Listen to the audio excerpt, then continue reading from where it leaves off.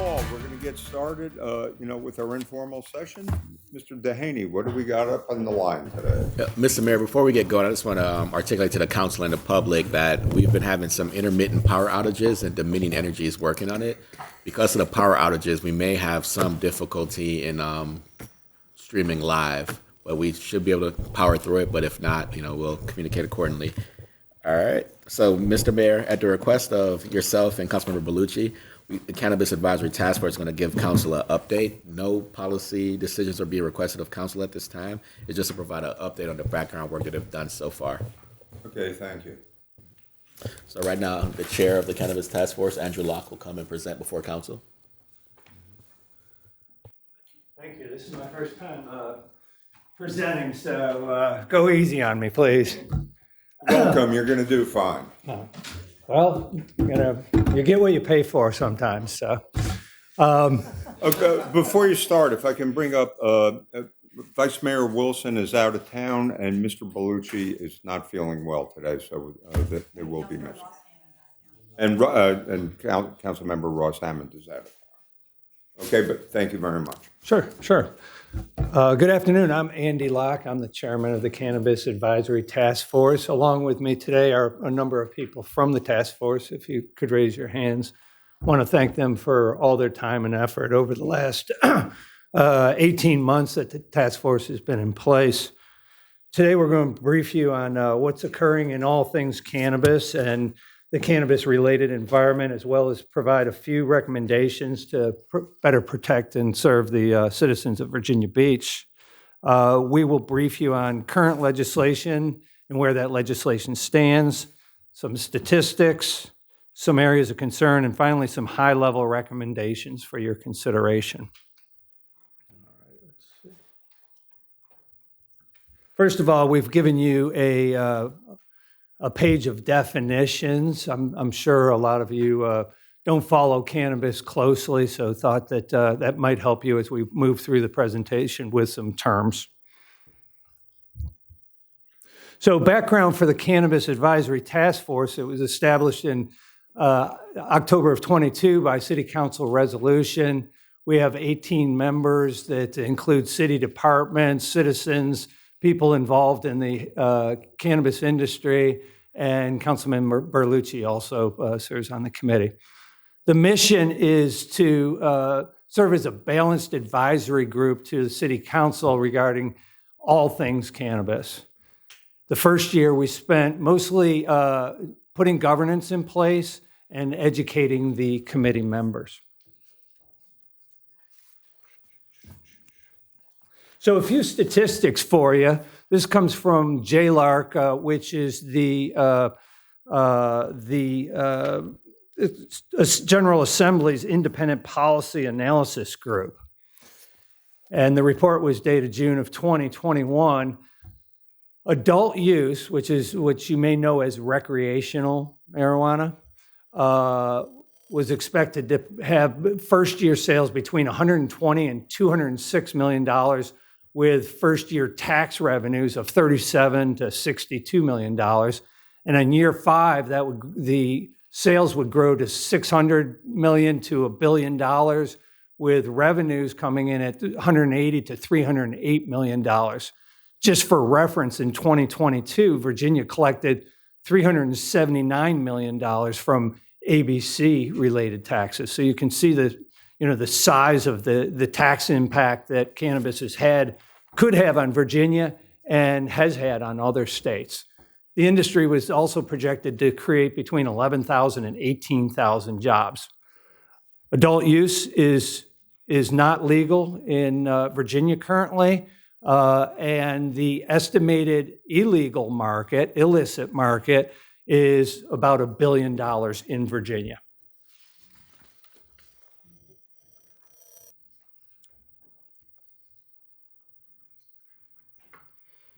So, as far as what's in place from a regulatory standpoint, the Cannabis Control Act was approved in April of 21. When effective in July of 21, it legalized medical marijuana, home grow, and possession of less than 1/8 of an ounce. It created the Cannabis Control Authority, which is charged with oversight of the medical program and will have oversight of the adult use market, the recreational market, if and when enacted. The adult use recreational required reenactment, which didn't happen. There was legislation during the most recent legislative session that did make it to the governor's desk, and he vetoed that legislation, which would have created an adult use market. So the takeaway from this, and this would be the first takeaway, is that adult use is dead for now, and in our minds, the earliest time frame for adult use to go into effect would now be mid-2026. Surveys show 62% of Virginians are in favor of adult use legislation. So the Cannabis Control Act laid out a number of items, including licensing to be put in place at the state level. Localities can determine certain hours and implement zoning and land use rules. We won't get into land use rules at all today, given that adult use is not on the table. The ability for localities to opt out of adult use by referendum, taxation, and what the use of those tax proceeds would be. I want to note that this was the 21 legislation. Any future legislation could change everything that was in the 2021 legislation.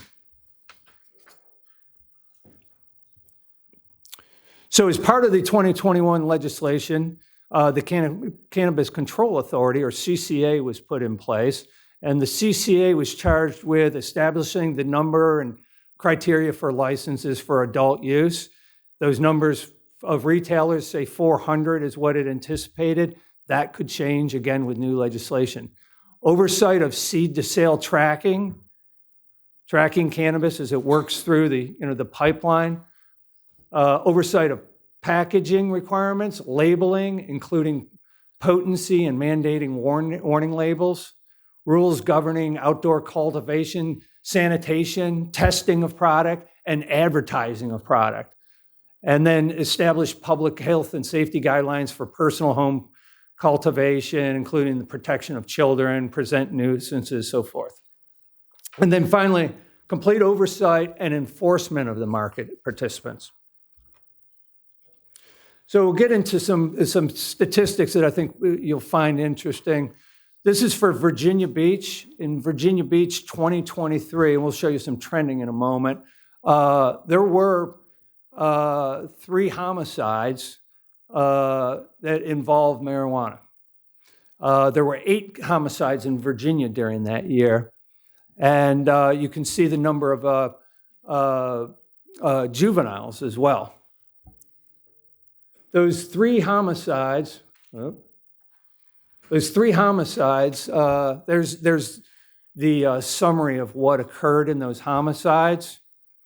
And if you notice, what you're reading is drug deal, marijuana transaction, drug deal. So this, to me, points to illicit market. It wasn't that a medical dispensary got robbed, something like that. This was an illicit drug deal. Okay. My old eyes can't read that. So you'll see in 20... All right.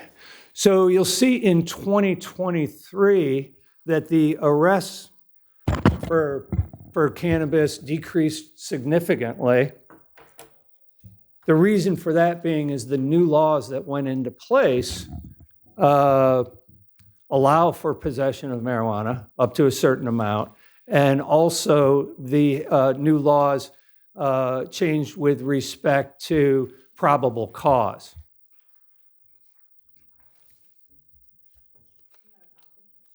I do. Right here. This is where you're at. There we go. Thank you. The page before that. Thank you.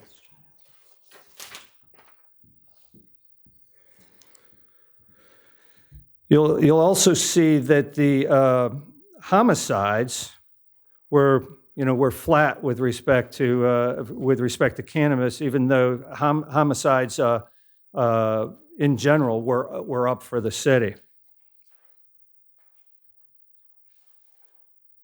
So I want to take a second and talk about intoxicating hemp versus cannabis. When we talk about cannabis, the intoxicating compound in cannabis is delta-9 THC. And delta-9, the possession of delta-9 THC is medically legal in Virginia. And for personal use, home grow, if you grow a marijuana plant, it will have delta-9 THC in it, and that is legal. CBD is another compound that's found in hemp and cannabis. It's non-intoxicating, and it's legal in Virginia. And I'm sure you've seen CBD shops around the city. But through a chemical process, hemp-derived CBD, this compound found in CBD, can be used to make delta-8 and delta-10 THC, which is intoxicating and illegal, okay? So CBD, non-intoxicating, legal. What they call intoxicating hemp, which is your delta-8 and delta-10, is intoxicating and illegal. Intoxicating hemp products that are being sold all over the place do not have any regulatory oversight, may be created using potentially harmful chemicals when they do this process, may have harmful additives in them, flavorings, that type of thing. There's no assurances to the quality of manufacturing practices, and they're often sold to minors through retail establishments online and other methods. Okay, so that's sort of the background for what we're going to talk about now. So we look at the long-term suspensions, expulsions involving cannabis-related products in the Virginia Beach schools, and you'll see that the suspensions and expulsions have crept up over the last few years. Those are people who are found with these products on their person. These products could be true cannabis, or they could be these intoxicating hemp products. Anecdotally, talking with the school system, the form factor that's most often found on these children is a vape pen or a gummy. It's not flour. What that tends to tell me is that this is intoxicating hemp products, which are very easy to purchase. You can go online and purchase these products. If it was illegal marijuana, it would most likely be in flower form. So this is just came out last week, and this is the Virginia Department of Health has started tracking emergency room visits by minors. And this is per 10,000 visits to the emergency rooms.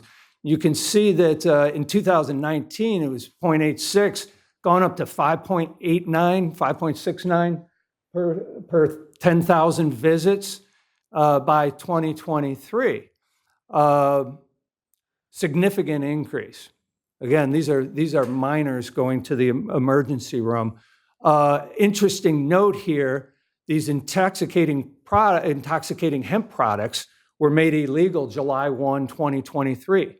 Second half of 2023, the emergency room visits dropped by 21%. So I think you can see the relationship there. Okay, so what do medical dispensaries and these CBD vape shops look like? On your left there, you have that's a licensed medical dispensary. That's in Virginia Beach on Bird Neck Road. And if you look at it, you'll see there's not a whole lot of signage there, right? There's no advertising. If you went in that door, As soon as you walk in the door, there's a security guard that's required to be there. You still haven't seen one bit of product. You have to provide your ID before you get let through the second door to where there's product. On your right is a CBD vape retailer. And I want to make one thing real clear right now, is that not all CBD vape retailers are bad actors. There's plenty of good CBD vape retailers out there. However, there are also a lot of bad actors. So if you look at the one on the right there, that's a CBD store. What do you see? You see over on the left there, you see the a cannabis plant lit up. That's not allowed in a regulated market. So here's the difference between medical regulated and unregulated. Security checks, no securities checks. Imaging and display prohibition, no regulation on it. Give you a feel? Here's delivery. On your left, you have the medical. You'll see it's unmarked. You'll also see on the roof by the antenna, you'll see a geo-tracking requirement. On your right is an unregulated. And finally, looking at products, I went online to our local dispensary on Bird Neck there and pulled up a picture of this is gummies. So notice that that there's the packaging is secure packaging. It actually has childproofing at the top. You don't see anything that's attractive to that would attract minors.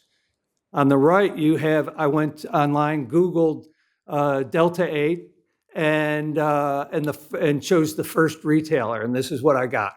And you can see that very bright packaging, attractive to minors. Look at the form factor on the gummy.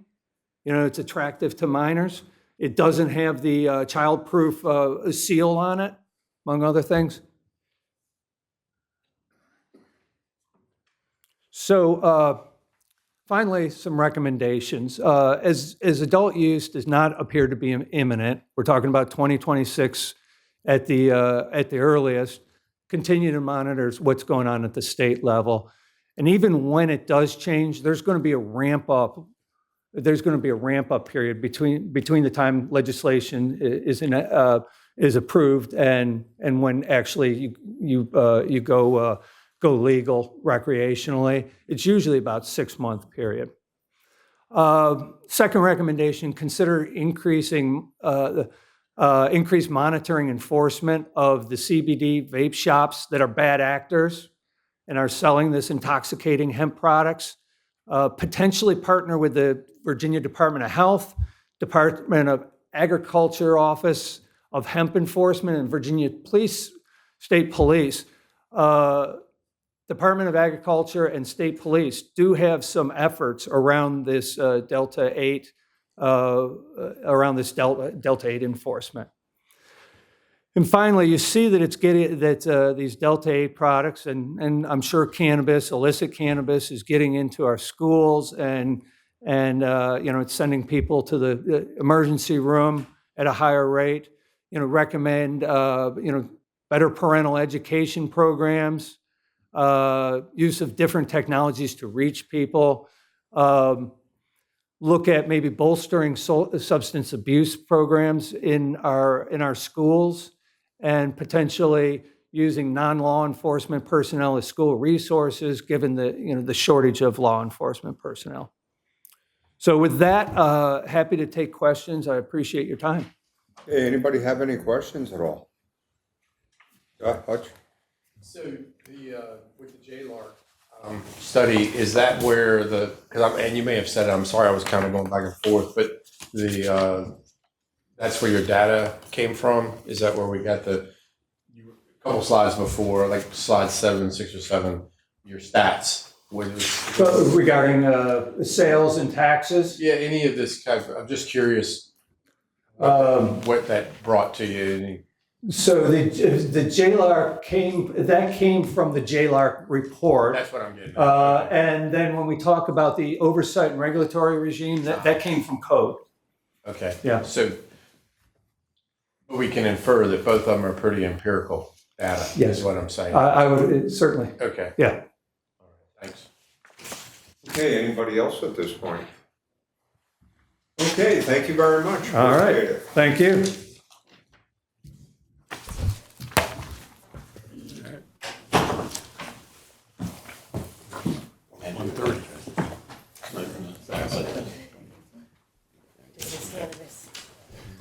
Okay. Probably enjoying it coming out in the hall. Your microphone.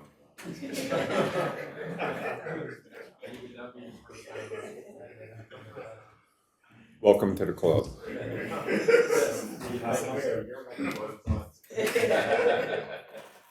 Mr. Mayor, members of council, at this time, Chris Hall, Hampton Roads District Engineer for VDOT, will come and give council an update on the Laskin Road project. All right, Hey, Chris. Chris, welcome. The floor is Sure. yours, sir. Appreciate the opportunity to be here this afternoon. We had Councilman Reddick out on the project a couple of months ago now, and he thought it'd be a good idea to come back. We had some work to do with the contractor on some time issues, and he thought it would be a good idea to come back and give the council an update on where we were with all of our favorite project here, the Laskin Road project. Realize that this has been a very difficult project for a lot of folks, recognizing that we've been out there a lot longer than originally anticipated. A lot of challenges on this project, everything ranging from unanticipated soil conditions, utility conflicts. I know a lot of people may have heard, we've got it's a 2-mile road project with over 10 miles of utility relocation, and most of those are, well over 50 years in the ground. So a lot of surprises on this project, but it's been a long time in the making, and I'm pleased to report that we're very near the finish line on getting this thing done and open to the public and out of your hair. One of the things that I'd like to just give everybody the real update on this afternoon is, where we are with completion of this project. We did have some great conversation with the contractor recently, and we are basically working to get out of the entire hilltop area by November of this year. So that is roadway work complete, all of the access to the shopping areas there open. Basically, all of that work will be done up to the Hilltop North intersection there, which is on the very right-hand side of that picture. So again, in talking with the councilman, he thought that'd be, a welcomed offer, if you will, to make sure that we could get that highly trafficked commercial area open. So we did have the chance to work that with our contractor, and that will be, we anticipate having this part of the job finished before the holidays, by November. The only remaining work that we'll have in this area is the median lighting, which will go in at the very last part of the project, but that'll be minimal impact to traffic when we get to that point. This next slide shows the easternmost portion of the project. So here we're at, we're starting at, again, that Hilltop North intersection through the remainder of the project, which takes you all the way over the Lincoln Bay Bridge there. We anticipate this portion of the project being done early next spring, so March 2025. The critical path item for this portion of the work is the bridge, completing the bridge construction, and then weather-related work that will be basically the final paving. So we anticipate this being completed, what we call substantial completion, by March of 2025. So what does that mean? That means all the roadway work is complete. Our final paving is down. The only thing left to do, which would extend into April, would be small punch list items, So these would be things like making sure that the plantings are established in our retention ponds, making sure we have grass establishment along the corridor in the project, those types of things. And again, as I mentioned, the median lighting, which will run throughout the entire project, will be installed at the end of the project, and that will go basically from throughout the entire corridor of the project, as I said. So, this is really the update that I wanted to give the council this afternoon. I think, again, I want to tell you we do appreciate and, clearly understand the frustration with this project, and it's in a very congested part of the city. We've done our best with the contractor to make sure that we do keep traffic flowing safely. Also taking care of pedestrian issues along this corridor, which I know are very important, and we work hard with the contractor to make sure that we're keeping those conflicts down to a minimum. But I think there's a handout for all of you that is a rendering of the final project. So the bottom line is we'll have those old service roads will be out of the picture, and you'll have a new road that'll take you all the way through this portion of the corridor. So with that, I'm going to open it up to any questions you might have. Thank you, Mayor Dyer. Thank you, Mr. Hall, for the presentation and for your time reviewing this project about a month or so ago with Mr. Hanson of Public Works, and for your enforcement of the contract with your contractor. And I think you hear us and you feel our citizens' pain for this, and it is a congested area, but the final product will be worth waiting for sure. So I have just two questions or comments or topics. Where we met that day and we crossed the street, across the street there is the Lincoln Bay Condominium Association, right, where the walls meet. Can you describe what are next steps on making that safer?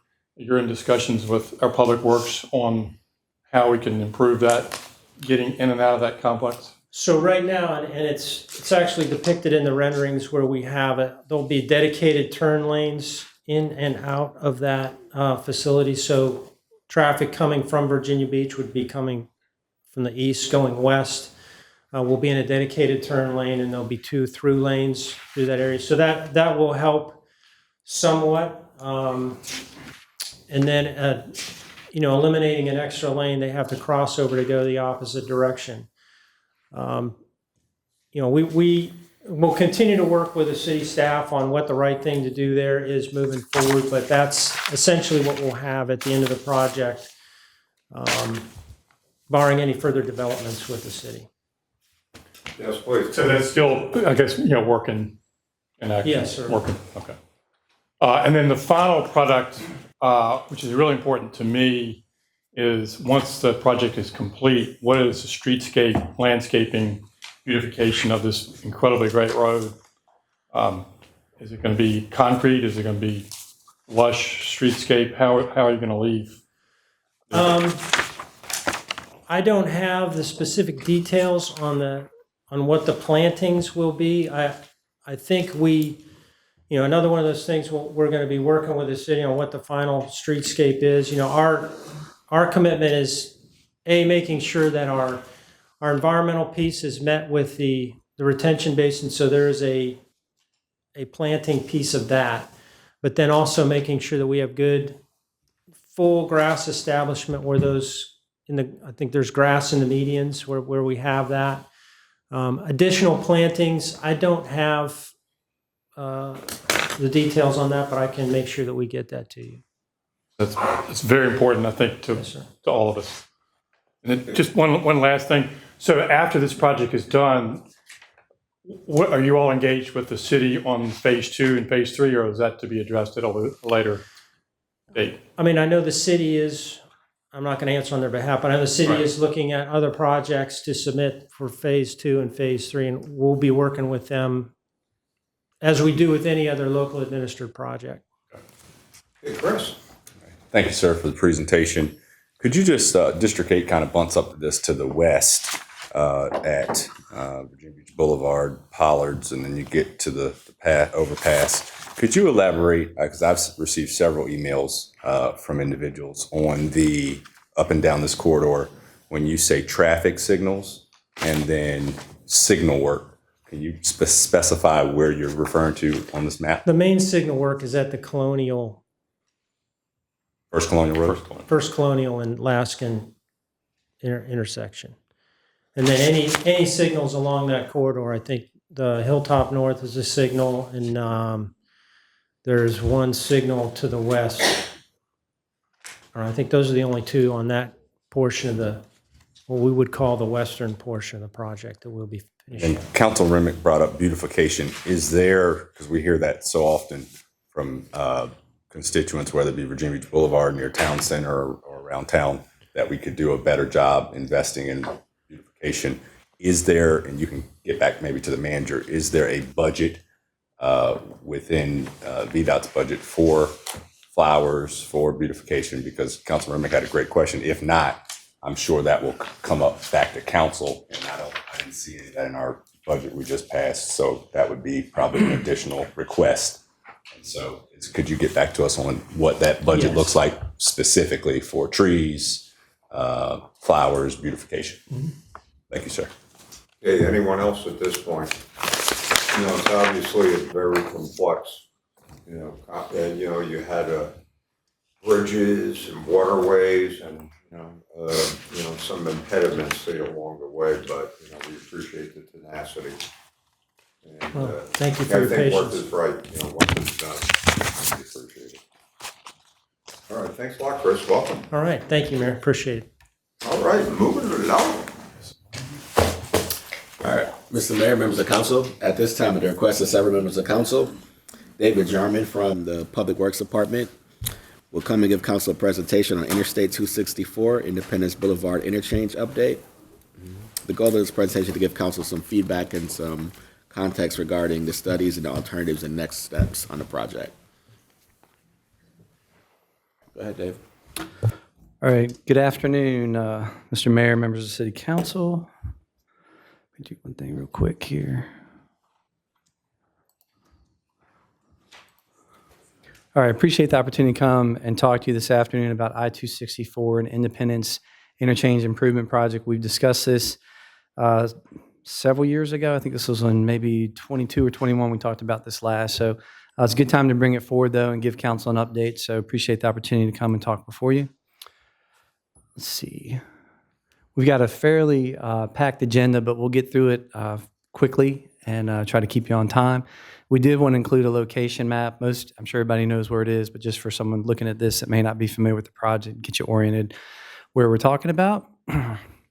So I wanted to start with the project history. As many of you may remember, some may not, this was originally the Virginia Beach Norfolk Expressway that opened in 1967. We had at that point a little over 12 miles of controlled access roadway for the barn burner price of $34 million at the time. That's changed a lot, obviously. The project, when it was open, had tolls on it. The tolls were removed in 1995. And originally, if you remember, it was Virginia 44, Route 44, and it was changed to I-264 in July of 1999. So a lot of history there. You can see on the slide, you can see the toll structure right here in this old brochure. This intersection right here is the one we're going to focus on, is I-264 and Independence. So we'll look at that a little bit more. So I wanted to just kind of do a past and present photo there. We were able to get a photo from Vintage Virginia Photos. They were gracious enough to allow us to use this one. So we thought we'd just kind of compare and contrast there from 1972 to 2023. So good aerial photo there. You can see the difference in the interchange, how the cloverleaf, full cloverleaf wasn't there when it started, but obviously it's there today. And you can see obviously there's a few more trees and some more greenery back in the day than there is now. Question always comes up about what's the kind of the purpose, and obviously if you drive 264, the purpose of the project, major purpose is congestion and increased travel times. And you'll note here we had a listing of kind of the traffic counts along the corridor. You'll note in this section it carries anywhere from 160 to almost 200,000 cars a day. So I think the congestion kind of speaks for itself. If there's an accident on top of that, that just kind of compounds the problem of just having so many people driving in that area. So Another issue we run into out there for the purpose and need is safety. Certainly in an intersection or interchange like that, safety is going to be a big issue. There's a lot of geometric deficiencies. One of the biggest issues is probably the weaving motions that happen out there. If you drive that, you probably felt that sense of stress trying to make that happen.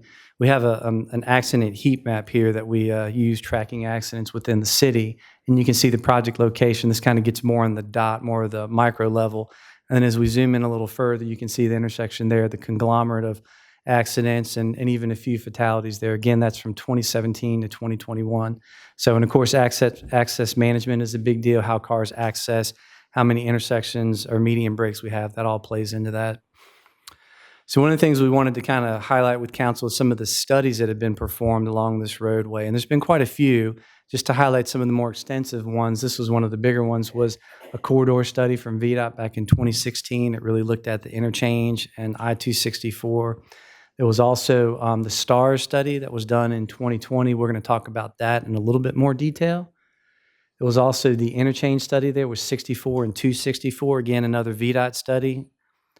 And then finally, the interchange access report, which is started now. That's one we're going to focus on a little bit more. So it has been studied. I know some people would say it's been studied to death, but there's all these studies have a purpose, and we'll talk about how these kind of work together as we get towards the end of the presentation. So what I wanted to show you was from that 2016 corridor study, there were 3 options that came out of that study for this interchange. And what you're looking at, this is kind of the ultimate build out, the ultimate plan.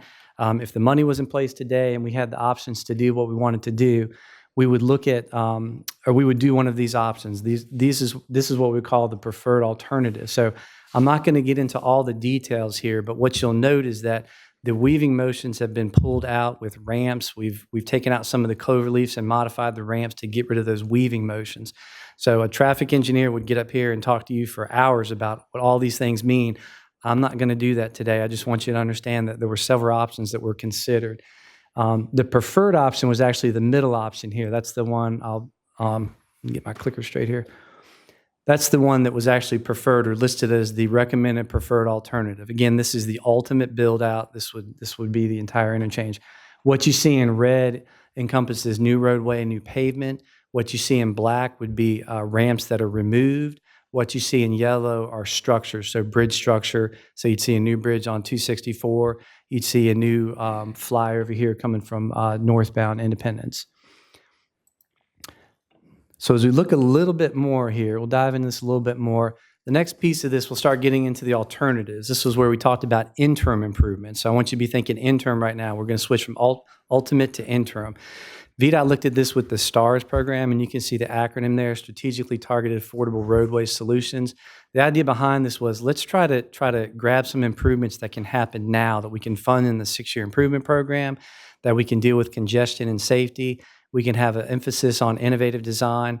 And so the city was able to go out and work with VDOT to get an application for the STARS program. We put in some money for that to help that process move along. So with this project, then, again, I mentioned we studied 3 alternatives. That's what we're going to look at right now. Some things to keep in mind are important is the improvements did not consider I-264 widening. So that doesn't exist today, and that's what's included in the interim. It also doesn't consider replacement bridge. The bridge will be wider. That's not what we're looking at right now. So again, these are interim improvements. We looked at 5 different intersections: Columbus, Bonnie, the interchange, Baxter, and Edwin. As we looked at these improvements for all these alternatives, there were some options that were common to all 3. And so what we're going to do is we're going to focus on the options that were common to those to kind of get those out of the way, and then we'll look at the alternatives. So the first one is Columbus Street. Again, this is one that was selected in all 3 alternatives. So as we look at Columbus Street, we'll dive in a little deeper here in all of these. So you know, we talked about some interim improvements with an at-grade pedestrian crossing. I've got a slide talk about that in a little bit more detail in just a second. We also looked at some other improvements out there: increased storage lane for turn lanes. You can see that over here. You can see that also on Independence. You'll also note a grade-separated pedestrian crossing. So good news on that is we have the first phase of funding for the VB Trail, and that's going to address this improvement. I don't have a slide to show you that, but we just got working on the agreement with FHWA right now. But that will address this piece right here. So that's really good news. So we're pulling off pieces of the puzzle right now and addressing them kind of separately so we can focus on the other improvements that are needed. So the project I mentioned, Independence and Columbus, we actually had programmed the project several years ago. We were able to secure federal funding for TAP funds, FY21. You'll see that there, $352,000. The total project cost is $562,000. And what we're doing is we're taking one of the dual left turn lanes, converting it to a median. So you have a median refuge, and now we can have pedestrian crossing at that intersection. So if you've been out there, you've noted that it's already started construction. We got plenty of barrels.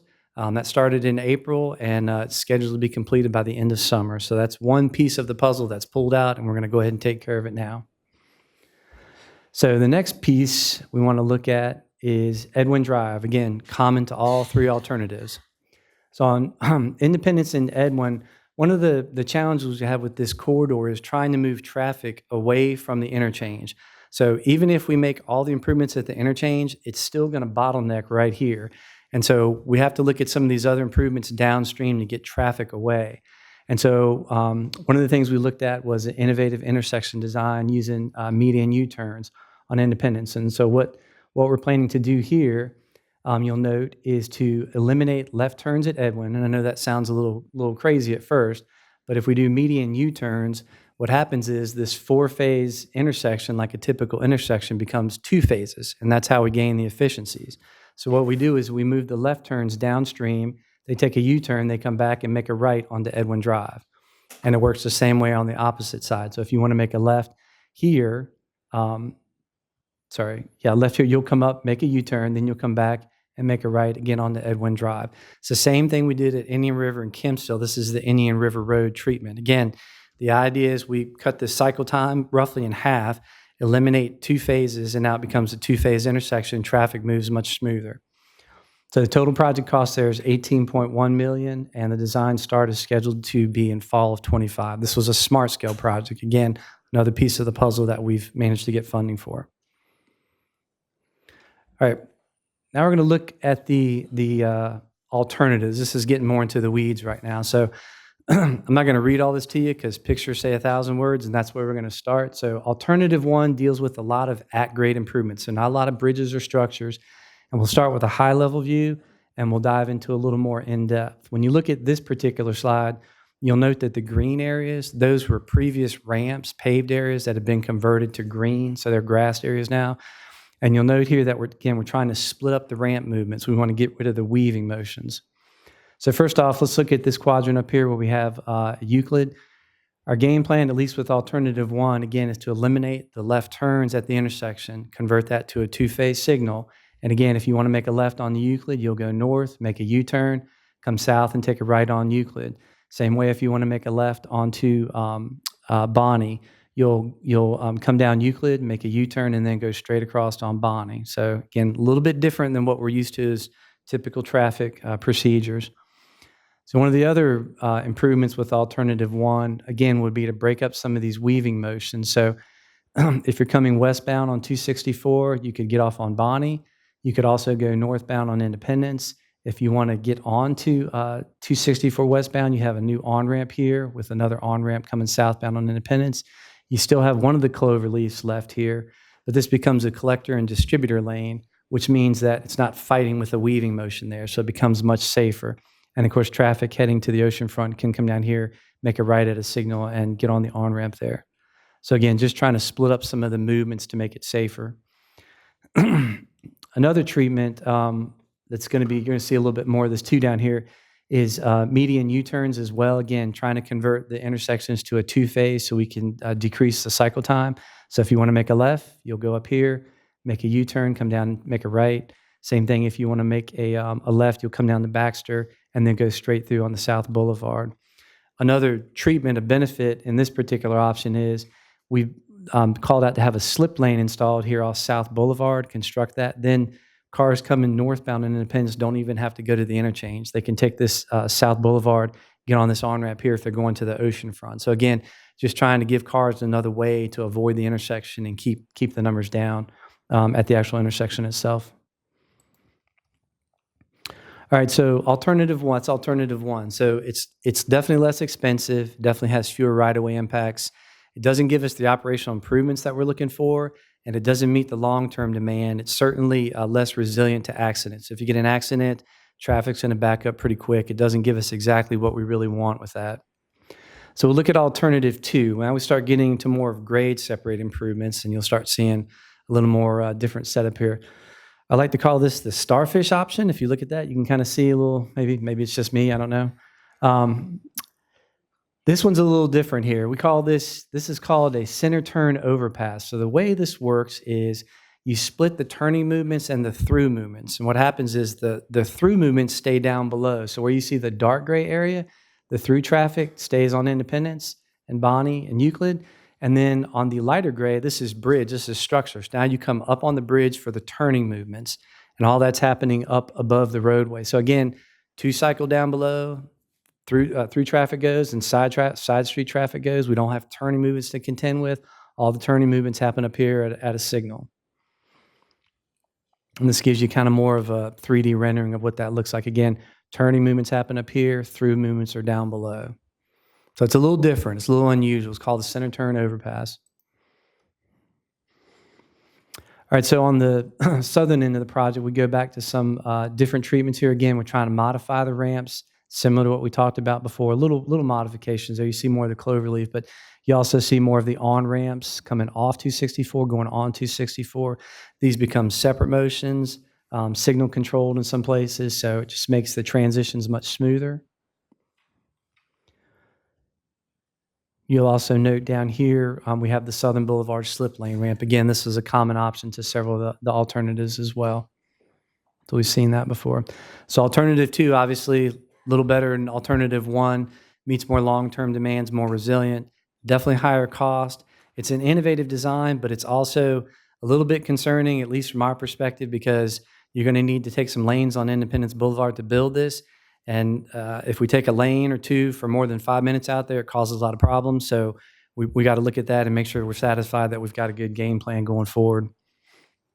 So alternative three, this is the last one. Again, this is more grade separated, but this gets a little bit more extensive. So you can see the high level view here. This improvement is called a SPUI. So single point urban interchange. You can use that term if you want in your conversations.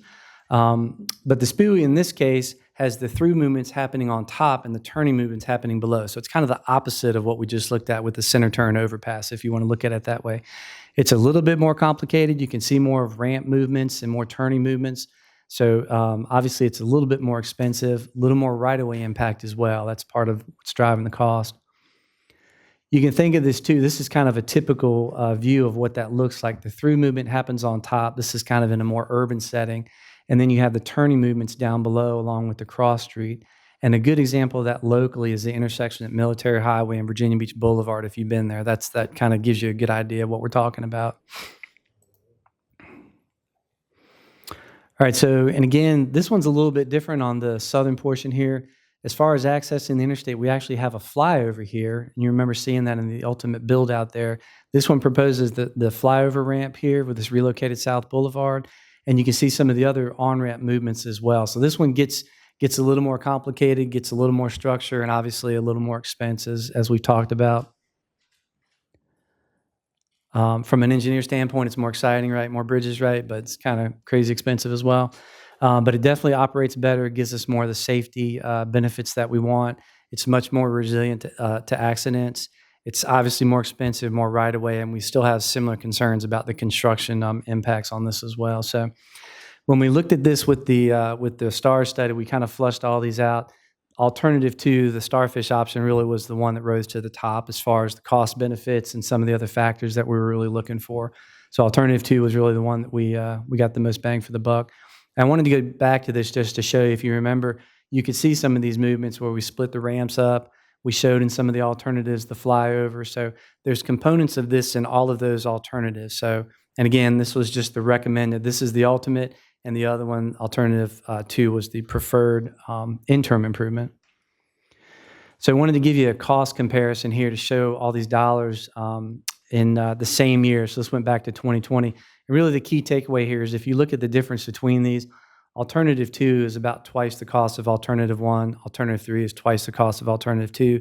The ultimate improvements are about twice the cost of Alternative 3. So you can fast forward those to today's numbers or however you want, but the ratio pretty much stays the same. So it's very expensive. I mean, if we put in inflation here, these numbers just get much higher, but that just gives you the ratio between them.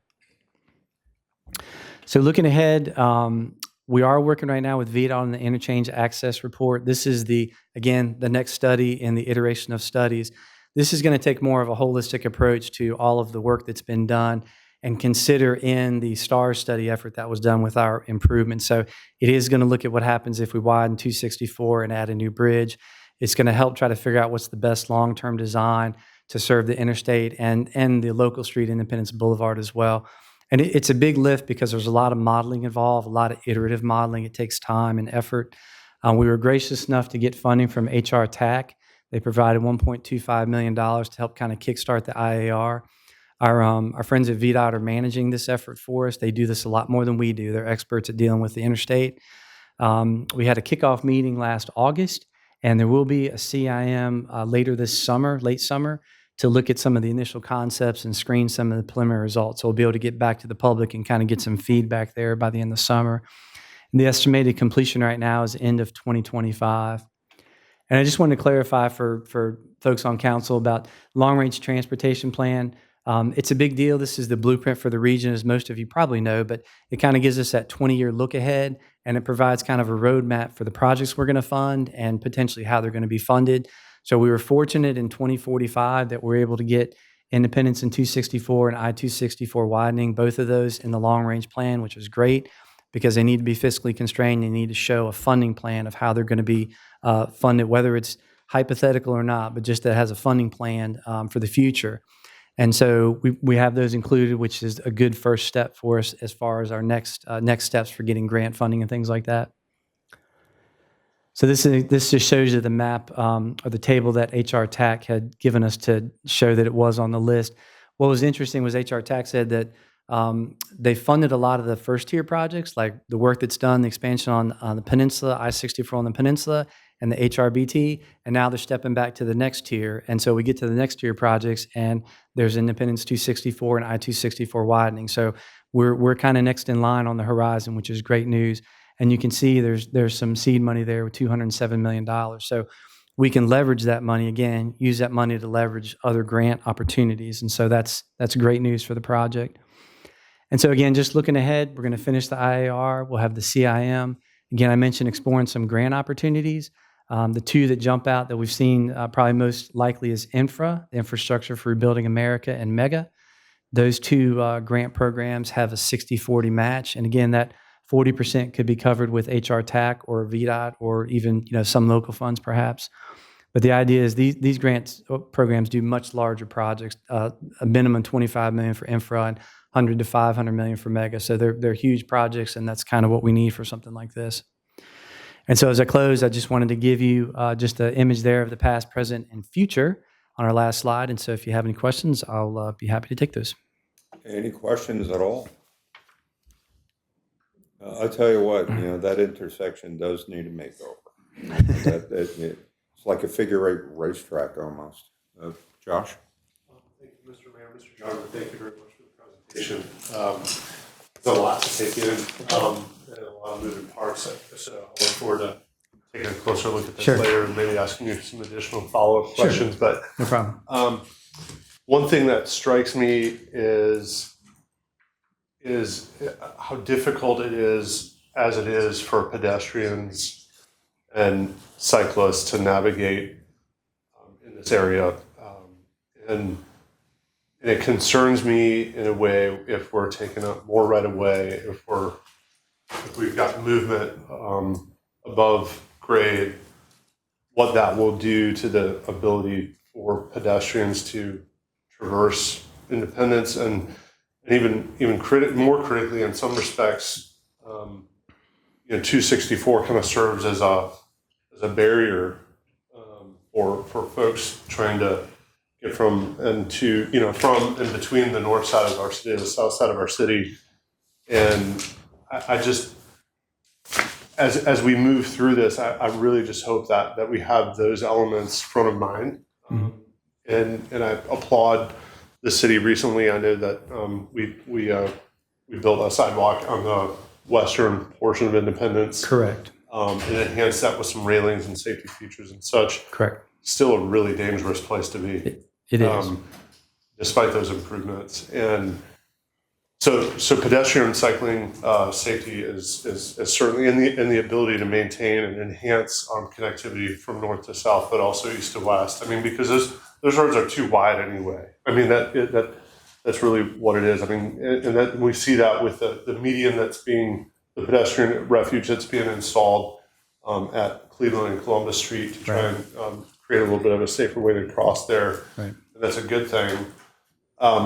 The other aspect of this that concerns me is I know, our traffic engineering, the preference is to prioritize throughput and to do what's best for cars.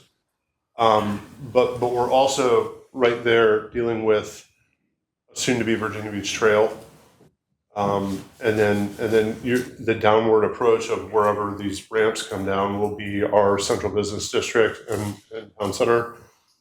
And I think part of what the goal ought to be is, instead of speeding traffic up through those areas, is to maybe slow it down a little bit, to encourage ingress and egress into our commercial district and to make it a safer place for pedestrians and cyclists, especially if we're looking to the future, developing an expansion of the Pembroke SGA westward.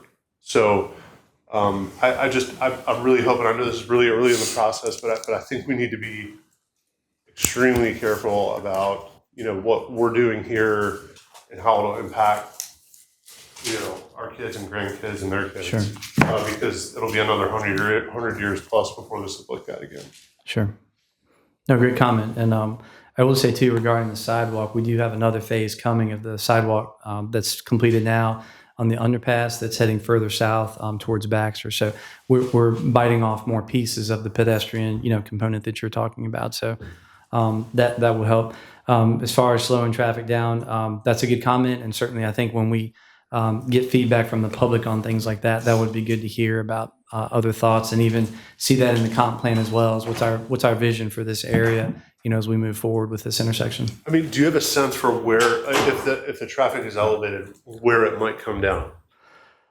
No, I mean, these are just preliminary concepts right now, so I can't say it's going to come down in front of this particular business. No, not there. And I'm not so much worried about the business, but it's just the speed as people are kind of coming downhill, and what they have to do when they get down to the ground. And then I think about Military Highway and Virginia Beach Boulevard. Mm-hmm. That is just one big hulking mess of concrete, is what that is. It is. And I don't know that it does much for, like I said, connectivity, aesthetics, and it's confusing in some respects to some people. So, sure. Again, I know we're really early in the process, but these are items of concern to me. So. Okay. No, those are great comments, and certainly we can take that back too. And there'll be plenty of opportunity for public input as well. So thank you. Okay. Anybody else? Okay. Thanks a bunch. Thank you. Okay. Moving on. All right, so Mr. Mayor, at your request, staff is going to give council a briefing on a proposed communication plan, and also for the details and logistics regarding a collective bargaining advisory referendum. Okay, and thank you. Obviously, this is a very important topic, to our council. And the fact is, we do have divisions on this. And, as we go forward, I think it's really, essential that we have a proper understanding and handle on the pros and cons that are, regarding to here. I think, our council is split on this, the public is split on this. And I think an essential component, once again, is going to be the education of the public, but also the awareness to our council and our staff, and, just what some of the implications are, at least going forward. So, I welcome this, briefing. Thank you. Dana. Good afternoon, Mayor, members of City Council.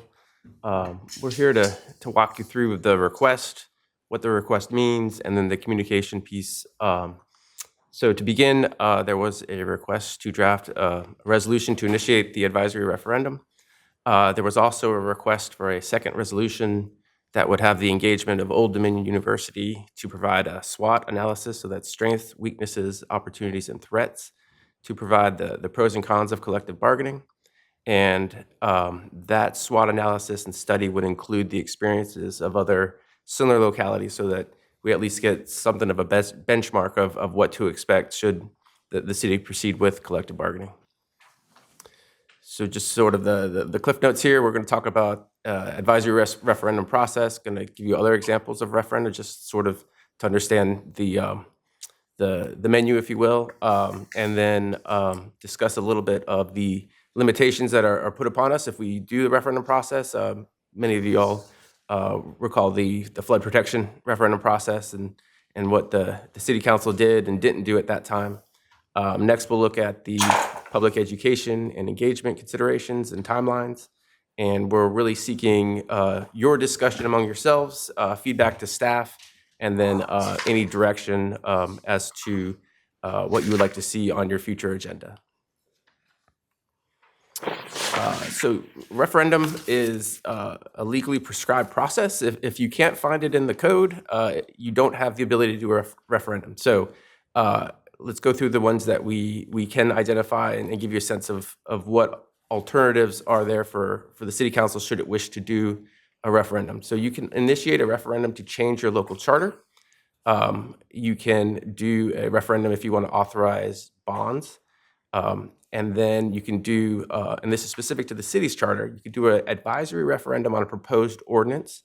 And we'll go into that more detail later because that's the request before you, at least today. Fourth is a citizen-initiated advisory referendum. You will recall we had one of these in 2016. And then just some other ones just to be somewhat complete here is you could have a referendum to activate a redevelopment and housing authority. Or as is still in the city's charter, in 1995, the General Assembly told the city that it was having a referendum in 1996. So the General Assembly can always just make you do one. Returning to the city council's ability to put a proposed ordinance before the voters.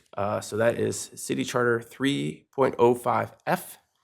And you have to have a proposed ordinance. That's sort of the hook here. And then there's some timing considerations in the city charter that actually don't align with state law. So the state law requires that 81 days preceding the election is when you have to have it ordered. That always ends up being a Friday in August. And then the last time that City Charter 3.05F was used was in 2012.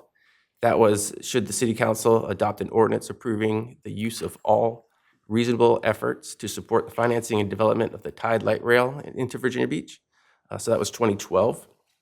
And then if the city council adopts the resolution, the city attorney's office has to file some paperwork with the circuit court. The circuit court has to order the election, and that gets transmitted to the voter registrar, and it gets placed on the ballot. You will note that the November 2024 ballot currently has one state constitutional amendment. So there's already one referendum on this November's ballot.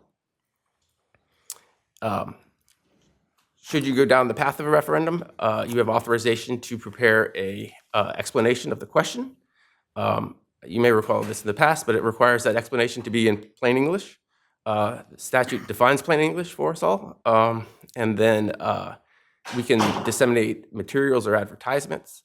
However, those materials and advertisements cannot advocate the passage or the defeat of the referendum question. Separately, there are restrictions upon the activities of employees, and then that's found both in state code and then the local code. And I will say that those restrictions of city employees don't necessarily restrict the activities of, say, an officer. However, because of the prohibition on advocating the passage or defeat, any action of the city council collectively would fall within that restriction. So you almost have to separate the activities of individual elected officials versus that which the body on behalf of the city can do. So just sort of pull that distinction out.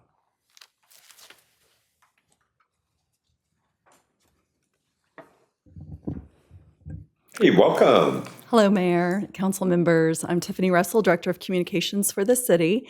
And the Communications Office has the pleasure of collaborating with several city departments on public education campaigns. And so for this one in particular surrounding collective bargaining, should council decide to move forward with a referendum question on the ballot, I wanted to give you some insight into the minds of communications professionals and some of our goals, what the considerations, concerns, challenges we would have up front. Some of these might just be a hypothesis, but we do anticipate having some things worth considering and talking about today. But again, it would be our pleasure should council put us in that direction. The goal for our team in educating the public would be awareness. We don't want any surprises when residents go to the polls, go to vote. So we would want to make them aware of a ballot question.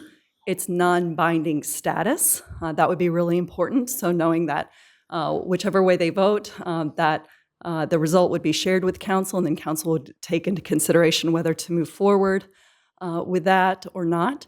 And then obviously, because collective bargaining surrounds the city workforce, educating not only our voters and our public, but our workforce on which employees would be eligible for collective bargaining. Again, we want to be effective with all of our campaigns, and so we would want voters to feel confident going into the polls. They've received enough information, they understand the information to make an informed decision. Either way, they vote.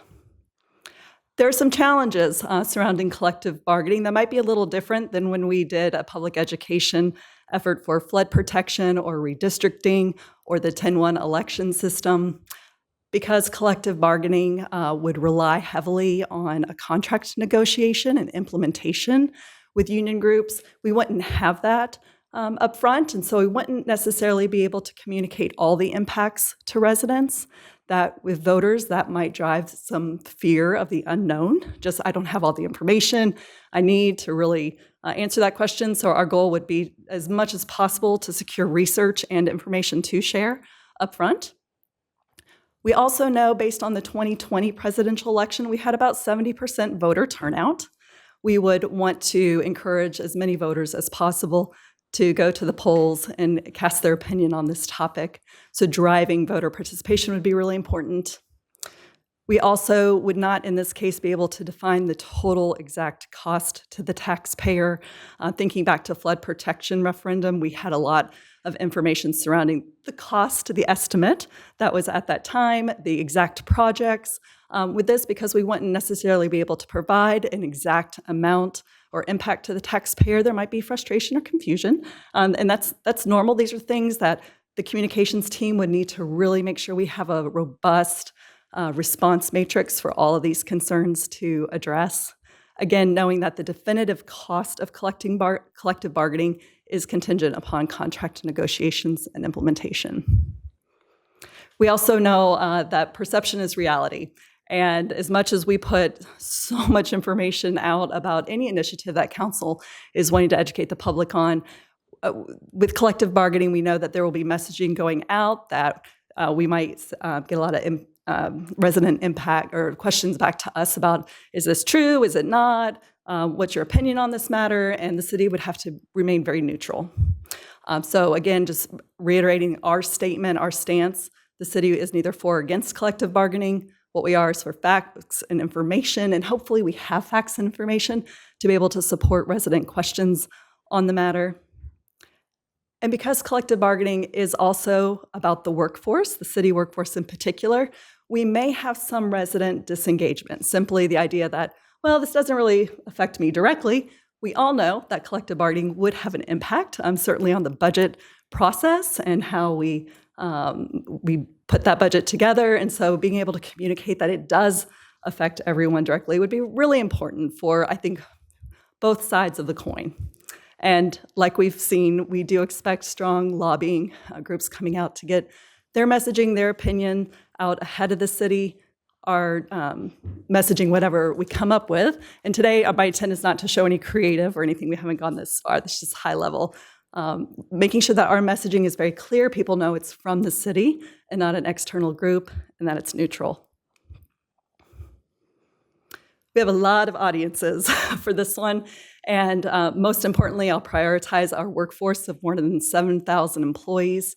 Obviously, Council, I want to make sure that you have the talking points and the tools you need during this time. We want to reach out to voters, non-voters, the business community, union groups. And the key, the thing that all of this would rest on, the foundation, would be being able to get that third-party research to utilize for all of our communications. We also know there's going to be multiple ballot questions. And so when we know that's happening, there tends to be a lot more information going out. We know it's a presidential election. There's going to be a lot of stuff in the mail, a lot of street signs. So just something, again, I want to make everyone aware of what we anticipate will happen, and we would be ready. In terms of securing the research, Council has a few paths. We know, Mayor, you have requested a direct contract with Old Dominion University. This would be considered a government-to-government contract because it's a public university in Virginia. So no procurement process is needed. This would be the fastest way to get the research if we do direct. But we can also secure multiple quotes from other government-to-government contractors. There's about 15 universities, colleges, public in the state of Virginia. The risk with that is obviously we would need a little bit more time.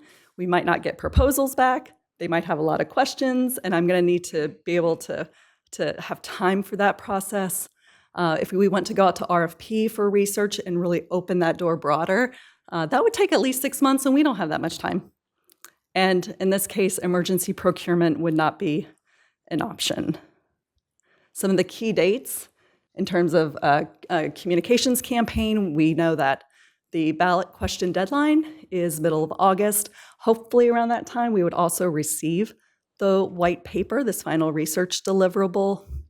We tend to find there's not a lot of engagement during the summer. We're all enjoying our summers, and so people aren't really necessarily thinking about, they might be thinking about the campaign, but they're also enjoying the break. We're a beach town, and so we tend to, what we've done in the past is really ramp up communication and efforts the end of August through November, also noting that early voting starts September 20th. And now I believe everyone can submit an absentee ballot. So that's something new. That's a change for whatever reason they have. So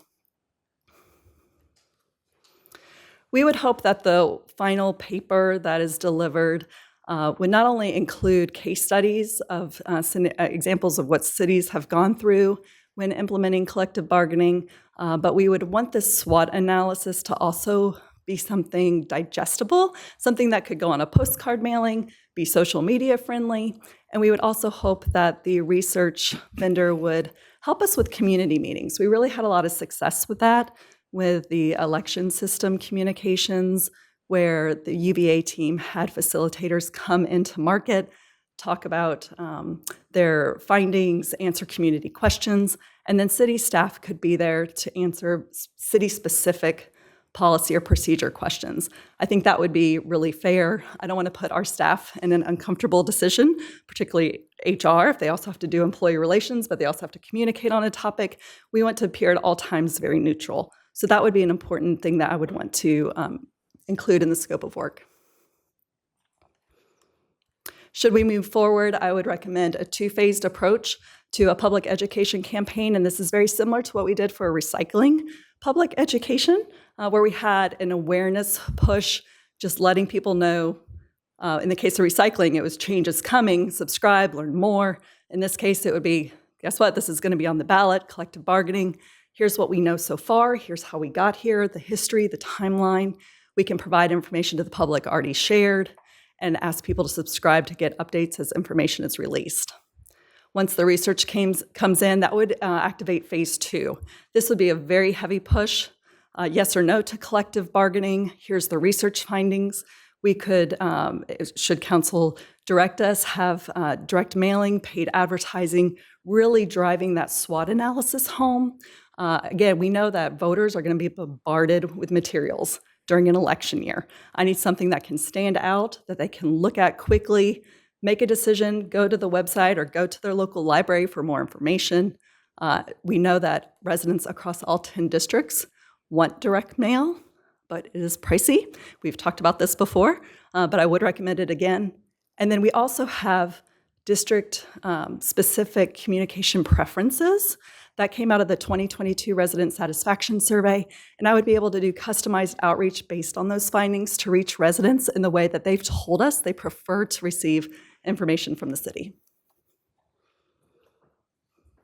Here's a look at some of the spend for several past efforts to educate the public. I want to share this with you again, just as part of your decision-making process.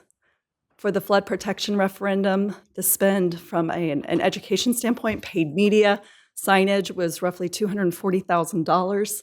We spent $103,000 with ODU for the pay now or pay later economic analysis study. For redistricting, the 10-1 system, this was spread out over 2 fiscal years. It was about $250,000.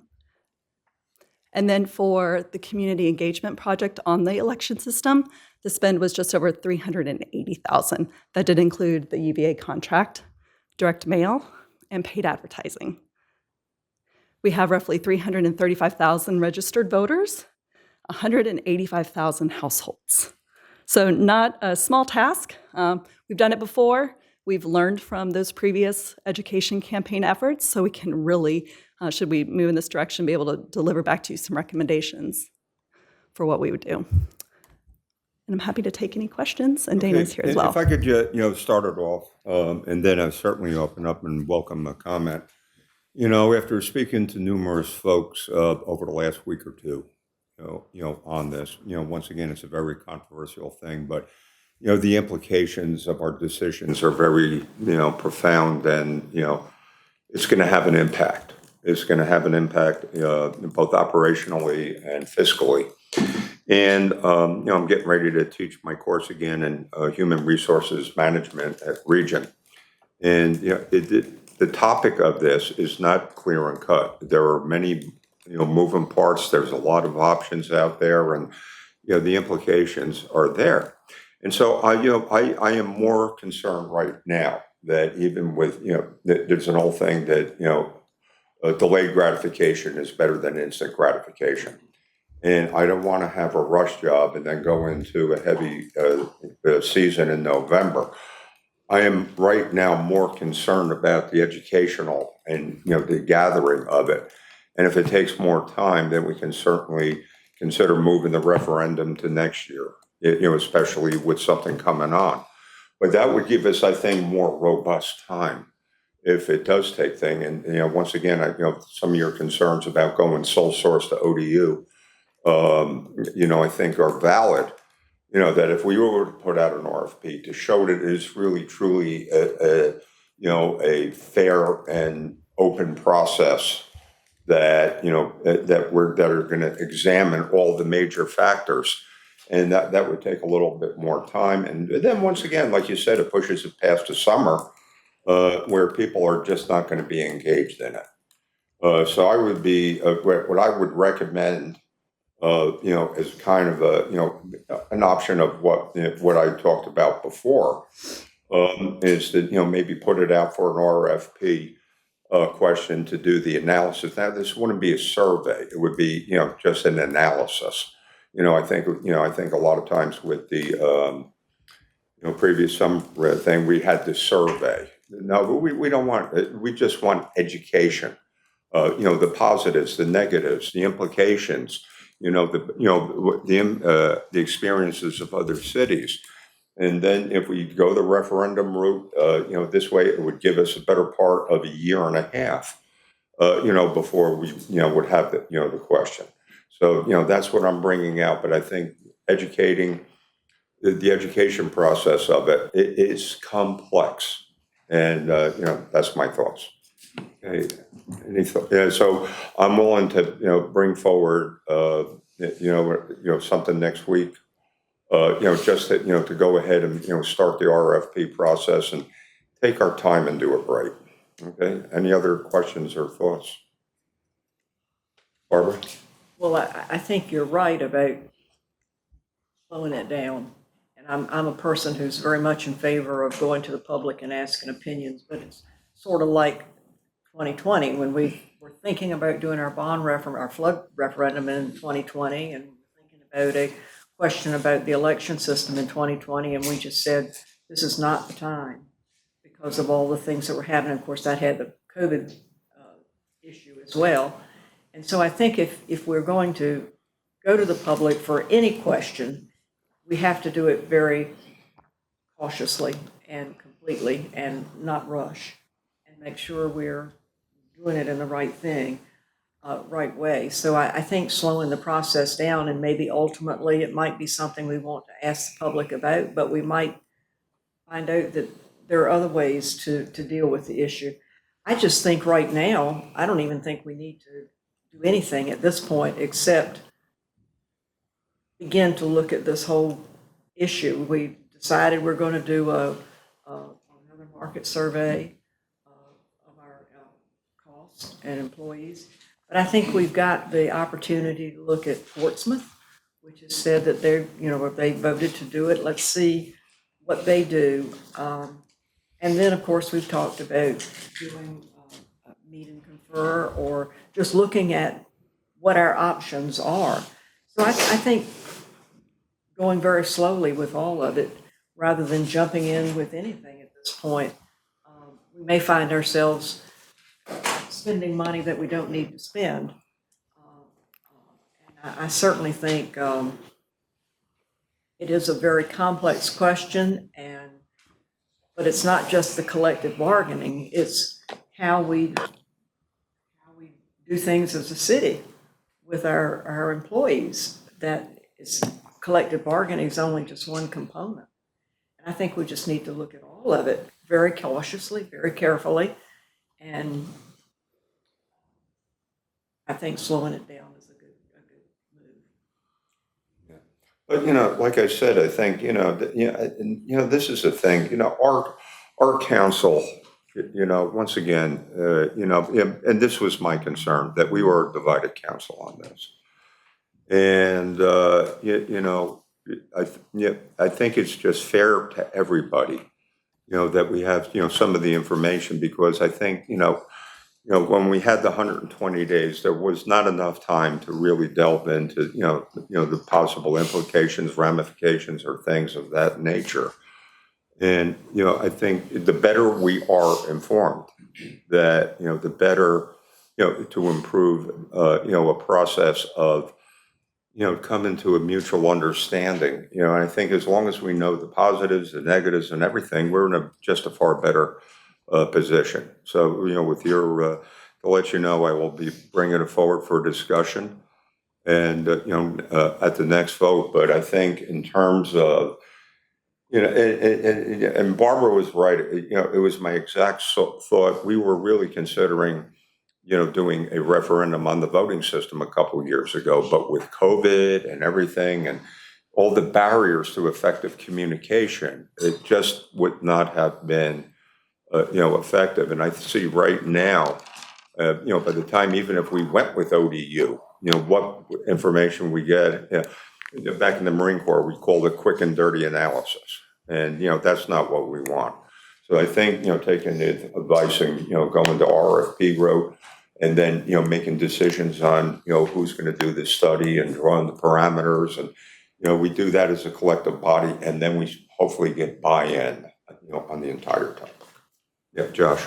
Thank you, Mr. Mayor. And I really quickly just want to make 2 points. One, definitely agree that trying to put a ballot question on this year's ballot during a presidential election and trying to rush information in front of the public is not ideal at all. You mentioned that we were a divided council. I hope you don't mind, but I mean, I've watched council meetings for years, and I know you've participated in longer than I have, obviously, and many of us are on the table. But when I've spoken to people about that meeting that day, despite the vote, I've watched council meetings that took on contentious issues in a much different kind of way than we did that day. And despite the vote, I really thought that we might have had a divided vote, but it was a really good discussion, and I thought we treated the issue with the respect it deserved, and I think that's a real positive out of the outcome that day. So I wanted to make that point to say that we all deserve a lot of credit in some ways for taking on a tough issue and a close vote, but doing it in the right way. Yeah, Chris, thank you, Mr. Mayor Dyer.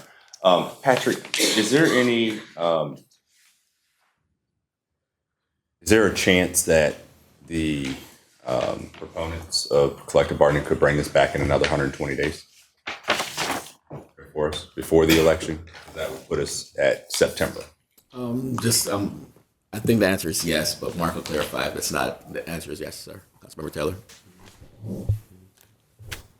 Yes, there could be another group that would file another petition that would put you back on the 120-day clock.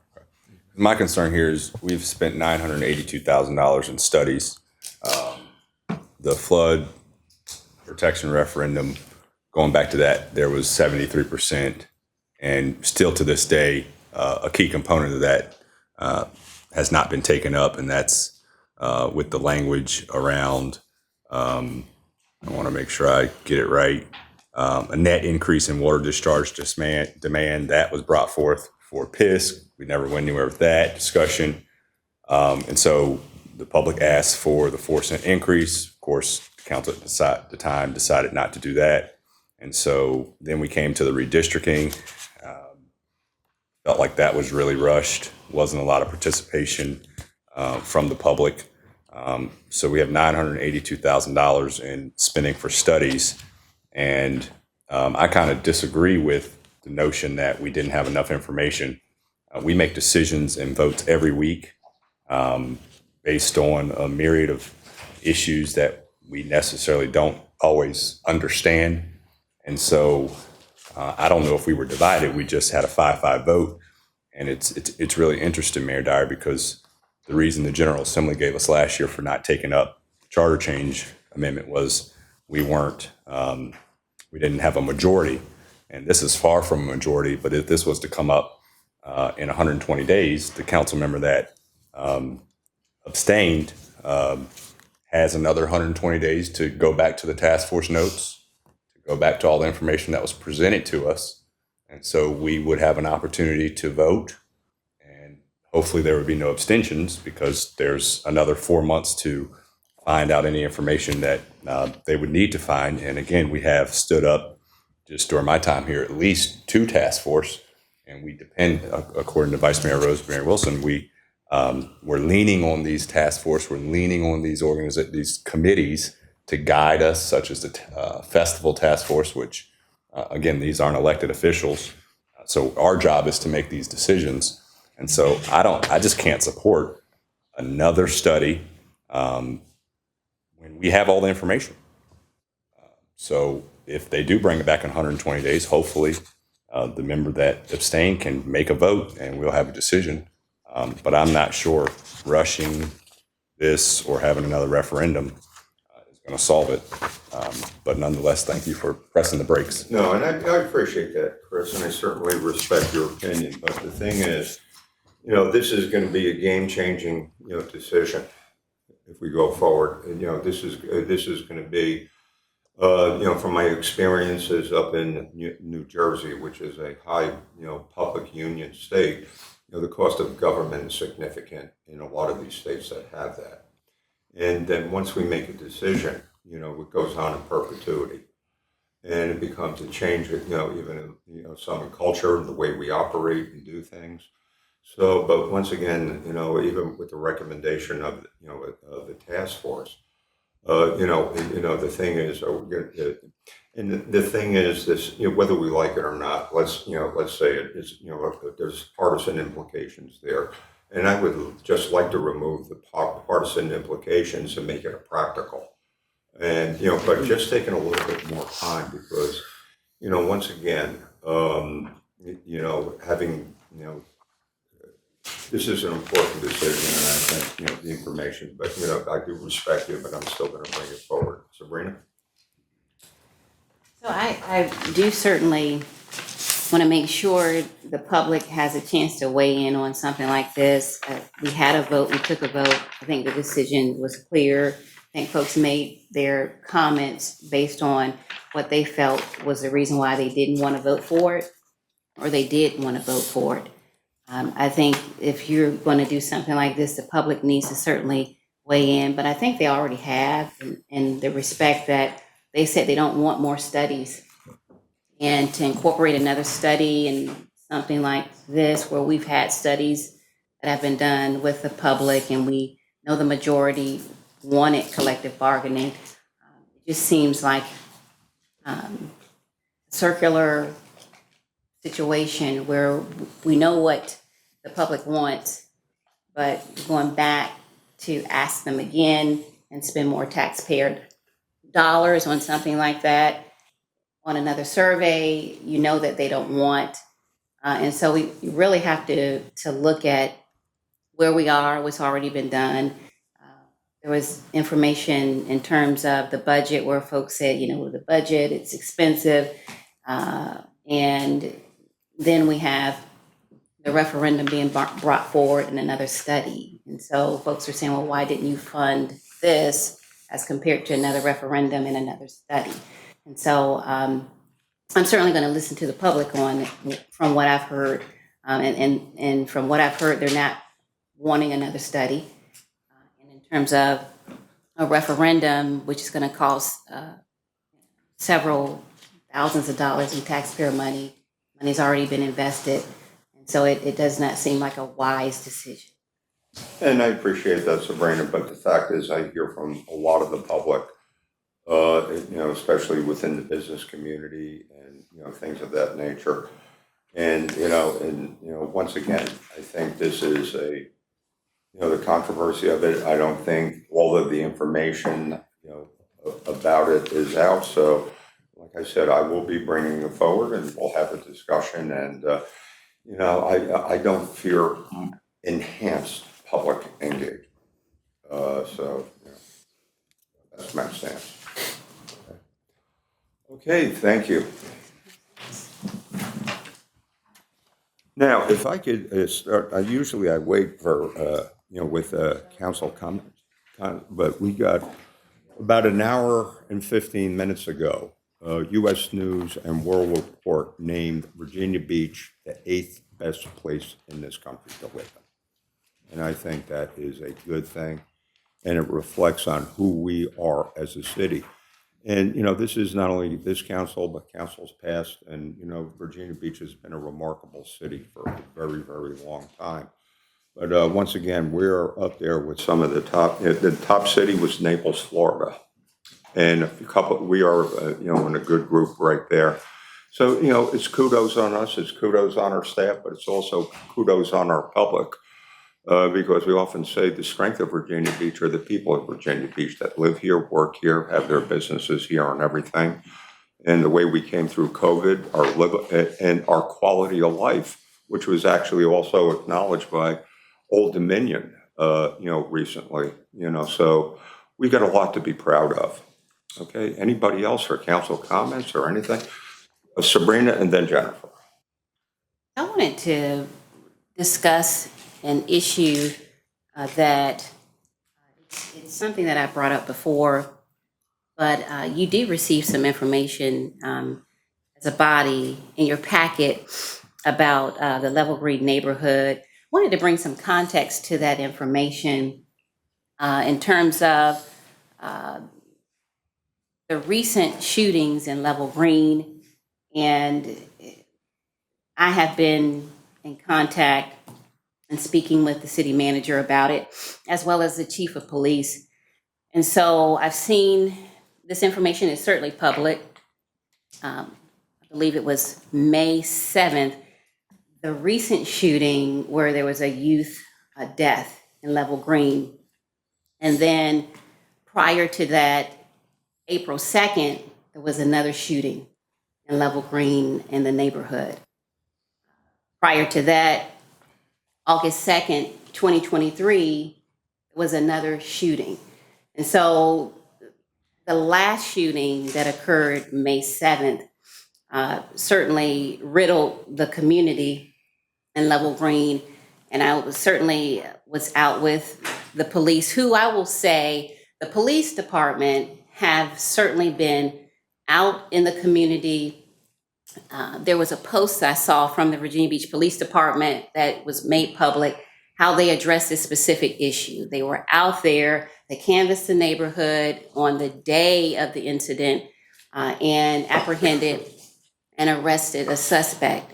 And so the next week or so, I was out with them again. We were canvassing the neighborhood and talking to residents about the activity that's going on in Level Green.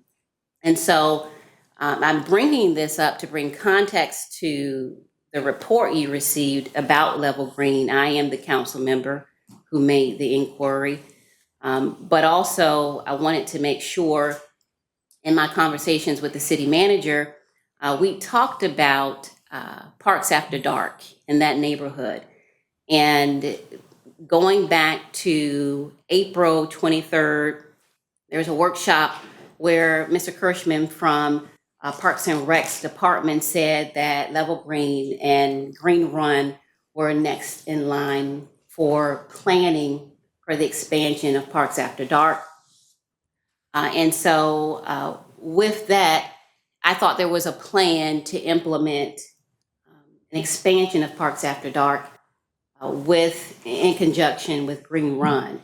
And so when I talked with the city manager, I found out that that was not the case, that actually the planning of something of that nature would have to take place in 2026. Well, the community has told me they can't wait that long. And I understand why. With the uptick in gun violence, especially with our youth, this is something we have to address swiftly.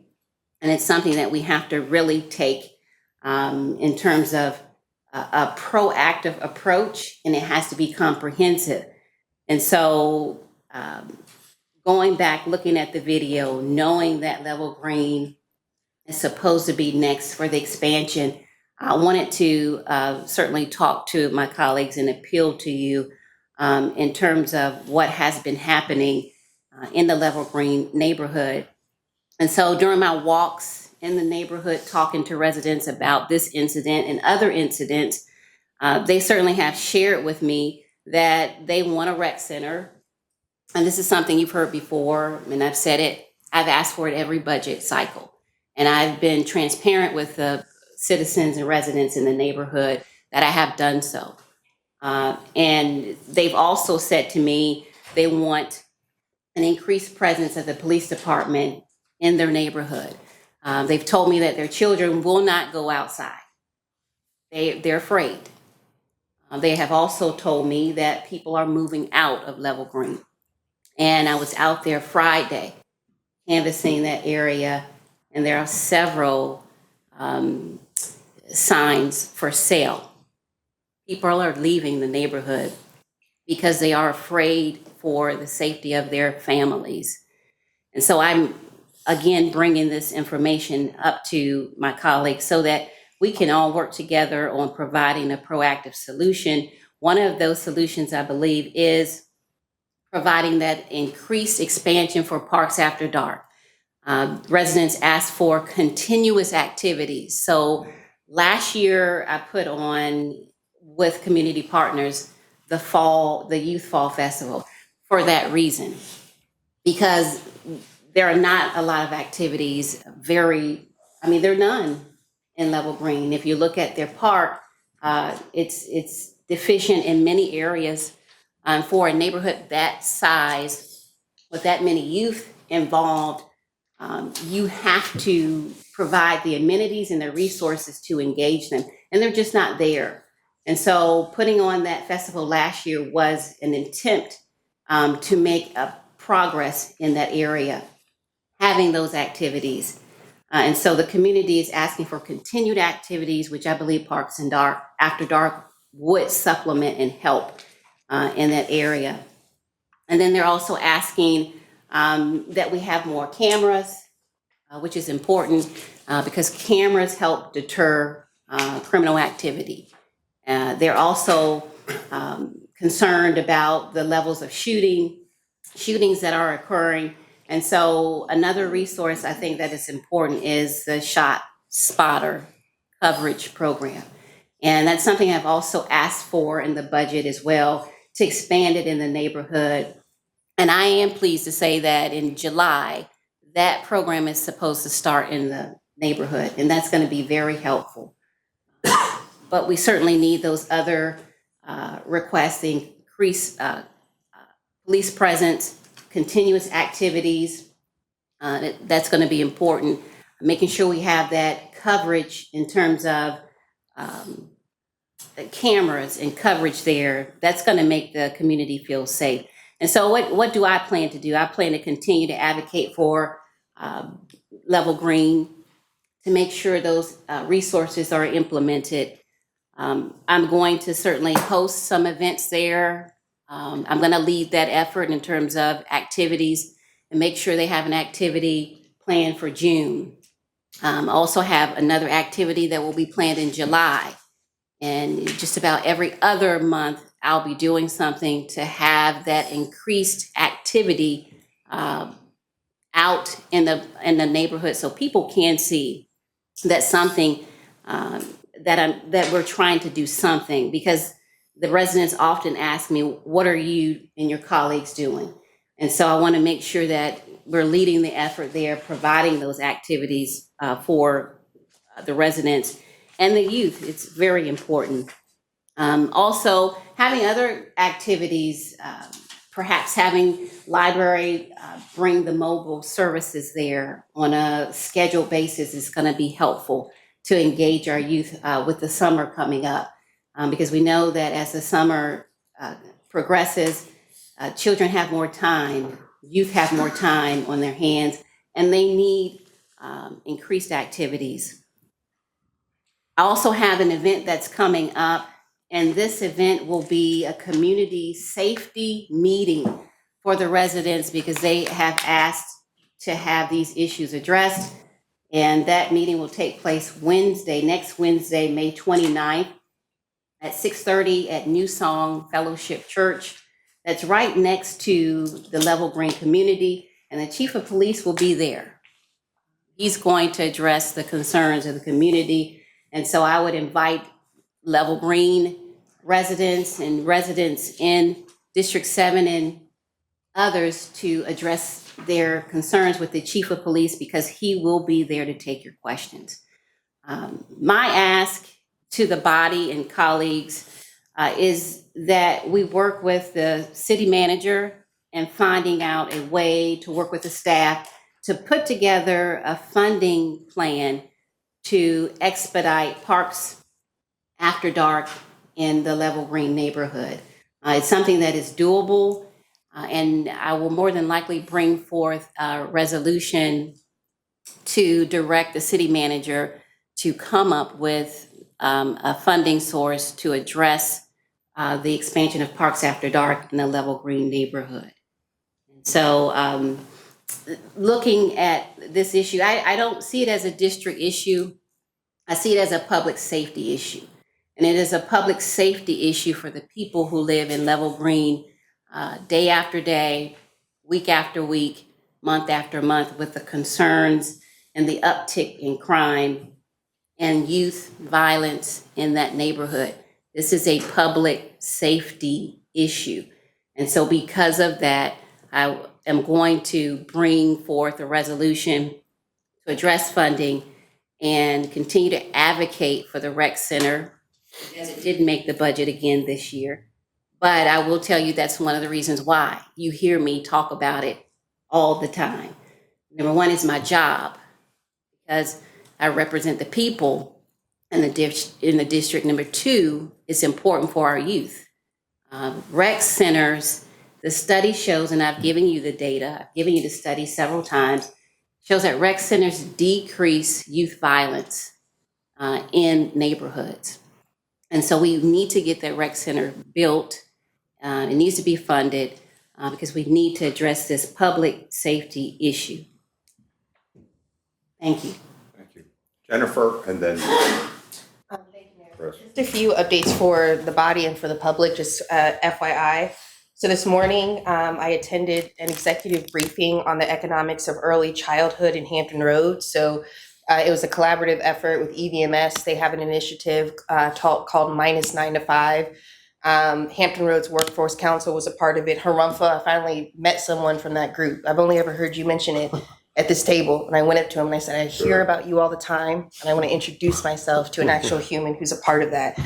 So at this event, it was a breakfast. There were state delegates and senators represented, city council members from across Hampton Roads, industry leaders in business, nonprofit sectors, and the military. And it was all about affordable, accessible childcare. That not only does that create and promote stable families, which promotes stable communities, but then that has to be an essential component of any workforce and economic development strategy. So as families are having children and they have to decide between paying for childcare and going to work, how cities and states and businesses can partner with that. So I just want to bring that to our attention. And I was able to shout out the work that Virginia Beach is doing with our Grow Smart program. So for the public, if you're not aware, as part of the city's economic development, we do have a Grow Smart initiative, and it helps support early child care centers that they can operate as successful small businesses. One of the challenges that these centers are running into is that once you set up the business and you increase the credentials and you're able to provide quality early childhood education, that raises the cost. And the question is, who then picks that up? So if we're trying to keep it affordable while also maintaining and raising the standard, there's a gap. And so I'd be interested to see at the local level, what are some things potentially we can do as we also work with the business community and our state legislators to try to address this issue for working families. So that's one. I did so many field trips over the past couple of weeks. So a couple of days ago, I was able to tag along with Dr. Ken Chandler and his portfolio team and the Parks and Rec Department. They took the lead on giving some updates on various projects that are going on. And one, I just want to update the public because I was like, I had questions. Mount Trashmore. So they said that project will be completed by fall of this year with some updates to the playground by summer. The stairs, there were questions about why the stairs moved with the murals and the artwork and why it moved from one side of the mountain towards the Kids Cove area. And the response I received is because the Kids Cove area is a high traffic location, so it's just easier so people can, climb the mountain and get right to the space.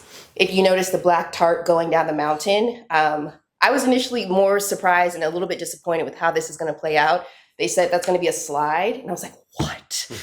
Like a slide, because we get emails all the time about sledding. And I was like, but it's not a continuous slide. It's a slide and you stop and then you get on another slide. So, okay. But that's coming. So for the public, if you're seeing the fencing and you're seeing all of that, but it should all be wrapped up by fall. You'll see some progress by summer. Yesterday at the Housing Advisory Board meeting, Councilmember Taylor was there and also Councilmember Ross Hammond. Just as an update for the public, there is as part of our affordable housing initiatives, we're voting on this resolution tonight to direct the city manager to look into educating the public on affordable housing. There is a Housing Matters educational campaign that's live and active now. So you essentially take a quiz that's ungraded, but you can take it online through the Housing and Neighborhood Preservation website, also Speak Up VB, and it can give our housing department some insight into how the public understands affordable housing. And so if you're interested in taking that quiz, please do so. And lastly, last week, a couple weeks ago, a week and a half ago, sometime, Councilmember Hutchison and I, as new liaisons to the Community Services Board, took a site tour of a number of human services buildings and departments. So we visited some care centers and had an opportunity to talk with staff about the important work that they're doing. And I just want to highlight that. So the work of the directors, so Angie Hicks and Eileen Smith, and that is hard work. That's emotional labor, that's mental labor, that's physical labor, and it's a lot of invisible labor. How these these staff and volunteers are working with some of our most vulnerable residents in our community and creating community in those spaces. So I didn't know if you wanted to say anything, and then that's it for me. If I could, it was, it's life-changing. I mean, we really learned, and I've always had a utmost respect for our Human Services Department. They are our largest department, right?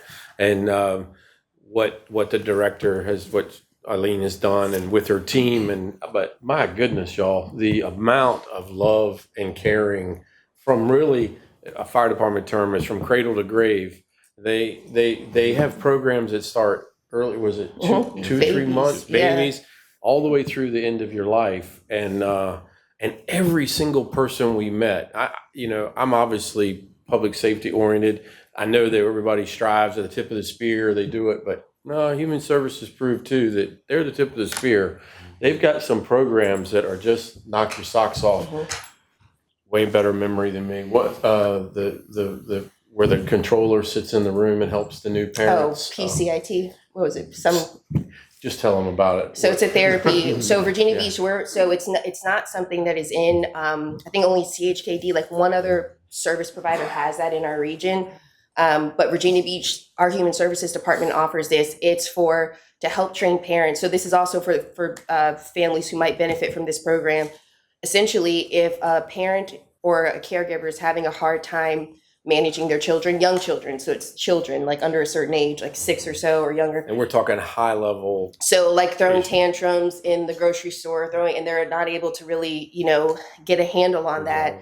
There's a two-sided mirror, so it's a room. Think like but it's not interrogation. Yeah. It's not the same thing, but it gives that feel when you walk in. But it's a play area, and parents have an earpiece, and therapists are walking them through how to interact in a healthy way with their children. So it's a program that helps children and parents build rapport and build trust and build safety and build capacity to be okay. So that, after a while, what we heard from the practitioners is once a parent is able to successfully complete the program with one child, it can change the landscape of their family, where they're able to use those same skills with their other children. And when kids at 6 learn to respect authority and learn to manage their emotions, how that follows them through their education and through schools, and our teachers benefit and they end up being healthy adults. So it's an innovative program, and Virginia Beach is at the cutting edge. So you mentioned Virginia Beach, like kind of our national profile, and a lot of that has to do with our Grow Smart, our human services. There's just so much that we have going on. I just want to highlight. Program is really the tip of the spear. It was just such amazing to see that and to hear them talk about how well it's been received, and how the parents, because it's months long program. It's not like 5 minutes and you're done. This is, you work with the kids, you work with the parents, you work with them together. It's a whole thing. And by the time it was done, that I'm a huge fan of the movie It's a Wonderful Life. My wife and I've seen it every year for 32 years at Christmas. So at the Narrow, and part of the premise is you don't realize what Bailey didn't realize what he had done over the time, and that I was kind of feeling that from them, that this program has got such an effect that they're probably not going to see all the good that you're doing. It's kind of like with our life safety in the fire department. You can't really predict how many children you've saved from fire because you hopefully don't ever have them in a fire, right? And that's kind of what I felt like with this program. That was just one little part of our day. There was a lot more. Obviously, I was thunderstruck by it, and I would definitely will be helping them move things forward. We will, I'm sure. And Chris, if you don't mind, if I could just tag on before I get to you. This is another good example, and just a reminder that tomorrow at Building 19 at 5:30, we're having our mental health forum. Mr. Bellucci's I'm letting him facilitate that. He has the passion for it. But we got so many groups out there that are helping. And the next thing the whole pipeline is going to be doing is trying to establish mentorship programs and role modeling and things of that nature. But once again, mental and well-being and physical health are a key ingredient. So this is another opportunity for cross-pollination of different groups that really strong, and referral sources and everything. So it could be a win-win. Thank you. Great. Chris. Thank you, Mayor Dyer. I want to go back to Councilmember Wooten's discussion, because as a city, we tout ourselves as one of the safest cities. We prioritize public safety. We've spoken of how important the youth are. And this was my concern with this previous budget. I don't remember voting on prioritizing one community over the other for the next Parks After Dark. We had a discussion. I guess I voted against it in the budget. But that's really been my concern with our approach in doing these one-offs instead of taking a holistic approach to these serious issues, because the same fund that's going to provide Parks After Dark in Green Run could be the same funding source to provide Parks After Darks in Level Green and any other community that's experiencing this type of violence. Is very concerning for me, because I emailed the city manager and the police chief, and I want to be very cautious and careful with my words, because our men are out there working so hard, and men and women, to keep us safe. But I went to the Odyssey concert, and I was disappointed as a native, a local that has spent my entire life here, college, weekends, summers on the oceanfront working. And I asked the question, and it's foilable. It's in the email. If the intent of the manager and the police chief was to ensure that everyone felt unwelcome the weekend of Odyssey. Because when I approached 31st Street in Atlantic, I was greeted by over 32 officers standing on the curb. There was more officers than I believe attendees of the concert. And so I have some serious questions of where our focus is. I asked for some data. As you all, my colleagues know, I like data. For the 2024 Odyssey concert, we had $216,000 in police overtime. I don't know if they sold 3,000 tickets. $9,000 in sheriff overtime, and then VBSO OT for PD to assist, $35,000. And that exceeded all of our overtime for the 2023 July 4th weekend. And so I guess if there's explicit lyrics, they weren't violent lyrics for Juicy J, just sexually explicit. And as I said to several people, maybe instead of all the police presence, we should have had chaplains handing out condoms, because it wasn't about violence. It was sexually explicit lyrics. And so at the same time, we have violence going on in Level Green. We have public safety as a priority. The council member has, I don't know if she asked for the expansion to Level Green in the reconciliation. But from my experience, I know I wasn't asked for anything. And this is the trouble and the problem with the way we're going about things. Why not just tackle both communities? And to be clear, District 7 last year produced $81 million in food and beverage sales, and $867,000 went to tip. There's your source. I don't know if the community that's disappointed, that's moving away, that's experiencing violence and death is making their way down to the ocean front. But again, we have not taken a holistic approach. And I'll go a step further than Councilmember Wooten. I would like for the police chief to come before us with the city manager and brief us on what steps we're taking to prevent the violence in that community. Because I don't believe we don't have the money. I just believe we haven't made it a priority. And if there's all the technology that we've invested in, I think our police budget was over $100 million this past year. I was just shocked to learn that we have to request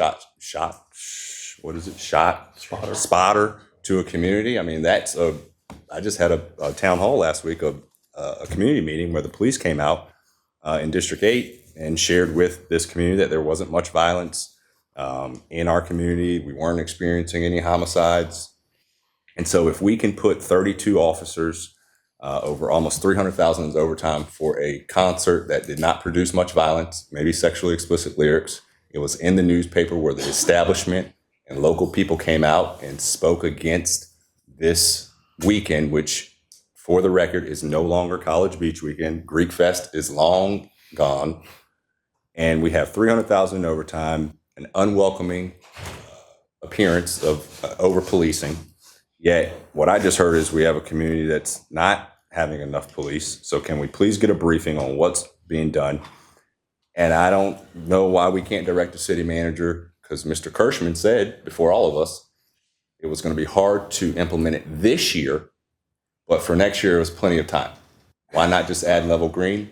Why not add other communities that are experiencing violence? Because if it was happening in Broad Bay or Kings Grant or Little Neck or Cape Story, it would be an issue. So this is serious when people are dying, people are getting shot. We have the funding. We have the money to do after-school programs. We have community partners that will put bounce houses up. I remember the council member requested a very small amount, nominal, and we did not want to spend money in the districts. I was turned down for, I think, $270 to do a culture event. So we don't receive any funding from all of these sources to do community events within our districts, but we give away money to festivals. It doesn't make sense. I don't think it's wise because it's causing our homicide rate to go up and make us less safe. So we may be the safest city, but there are communities that don't feel that we are treating them equally. And so as much as I respect law enforcement, as much as I appreciate what they're doing, maybe it's time to receive a briefing on where are the troubled communities and areas and what can we do to help them, because mentorship is free. I run a mentorship in Kings Grant. 10 children came for 14 weeks straight. There are things we can do, but we prioritized arts and culture, $1.6 million out of dedicated fund sources. How much of that is going to go to District 7, to the community that needs arts and culture? If we can dedicate funds for arts and culture, we should be able to dedicate funds for Parks After Dark to every community that asks for it and has a value proposition of violence, fighting, murder. So I would love to see us step up and just direct the manager to direct the Parks and Rec director, Mr. Kirschman, to identify how many communities need Parks After Dark and just put the funding forth. Because I have identified, and I've said it over and over, there's plenty of money to go around and it wouldn't cost taxpayers one new penny. Just have to make the hard choices. Thank you, sir. Thank you. Mr. Brandon? Just wanted to say real quickly to follow up. I remember sending an email to Vice Mayor Wilson. I think I copied you on it, Mr. Duhaney. And I was asking you about the funding that was dedicated was 3 areas for arts and humanities or something of that nature. And I was asking you if those dedications and events were going to be taken out of that dedicated source that council confirmed that they wanted to support arts and culture. I was asking if those dedications would come from there, and if so, then that would free up, I think it was over $400,000 right there, which is a sum of money that could go to help expand that program in Level Green.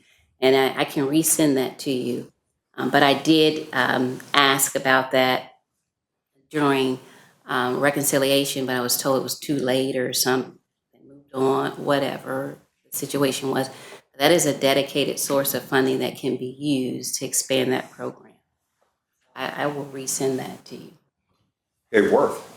Thank you, Mayor Dyer. I've got 3 things. First, shout out and congratulations to the Judeo-Christian Outreach Center, aka JCOC, Todd Walker, Allison McDuffie. Yesterday, over 100 people attended a groundbreaking. You spoke, Mr. Mayor, and this is a $14 million project that's going to transform this affordable housing community. It's a campus near the ocean front.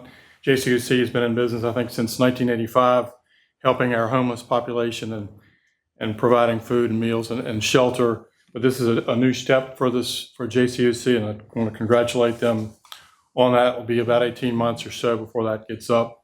38 new units. So it's billed as affordable housing. So those who are homeless would be in transition in these units, and then once they get stable and gain employment, then they would go out and get more permanent housing in the city. So this affordable housing, it's the city, it's charities, and the private sector, all parties participating. Secondly, this Friday, a RAC committee is dedicating a toy box program at the oceanfront and Friday morning. The toy box program is a way for people to reuse beach toys that would otherwise be thrown away. And so boxes will be distributed up and down, mainly in front of, on the boardwalk or close to the boardwalk on the beach in front of the hotels. So folks who are through with their plastic toys, beach toys, can put them in the box for someone else, for another party or family and children to use those toys. And then thirdly, I did have my 5th community meeting last week, but more than anything, I really do appreciate all of the work that the staff, Drew Langford is really good, but also everyone else, the public safety, the public works, all the people, Parks and Rec, the staff that come in 2 or 3 or 4 or 5 a night, that's dedicated from like 6 to almost 8 o'clock every time for all of us, not just for me. So I really appreciate it. We take tough questions at these meetings, rightly so. That's what we're elected to do, is take on the tough stuff. But also, I want to just lastly communicate or congratulate it. And I enjoyed the conversation about community service boards and what that part of our city government, that's really very, very important. So thank you for that update. Barbara. I have some questions about a couple of the things that we got in our agenda package.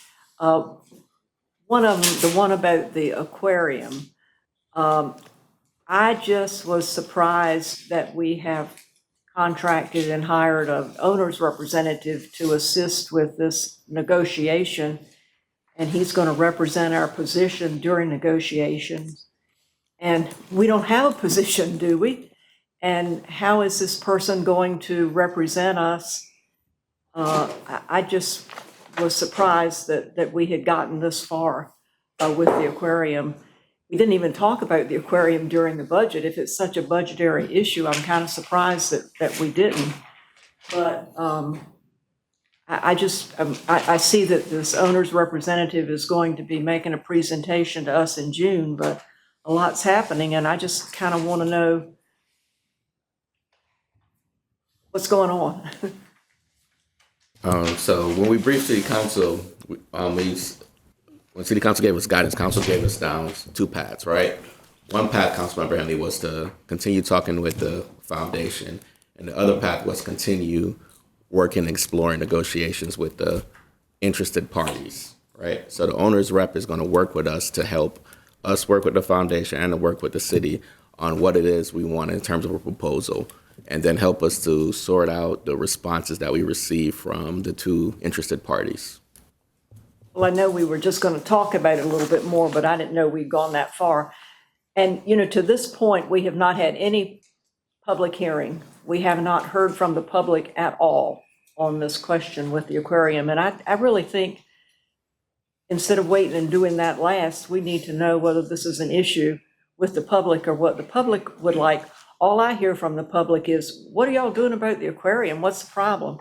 And I want to hear something from the public, or not just have an open discussion, but I want a public hearing and just see.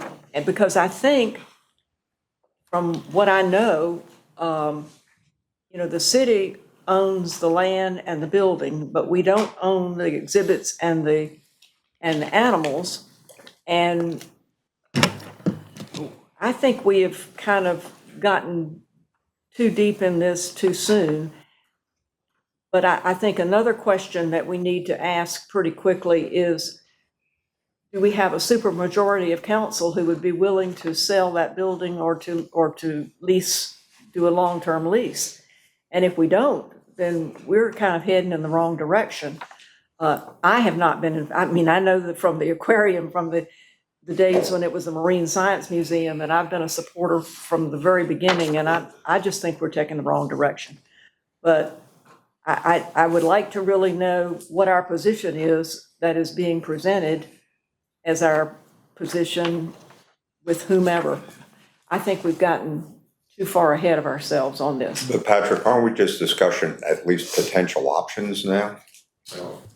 So where council sent us was to continue talking with the foundation, and then also to start to receive responses from these firms as it relates to possible transitioning of partnerships. No proposal will be sent to them for them to respond to unless it comes back to council. right? So basically, next steps, what we're doing with the owner's rep right now is the owner's rep is looking at the profile of the asset, which is the aquarium, and then getting a better sense of what it looks like in terms of who owns what the value of the asset is, right? And then also determining what would be the city's negotiation position and the foundation's negotiation position. And then come back to city council to get a sense of city council wants us to send over those terms and conditions to the interested parties for them to respond to. So those actions in terms of communicating what will be the city's position will not be done without city council being briefed and city council authorizing those to be released.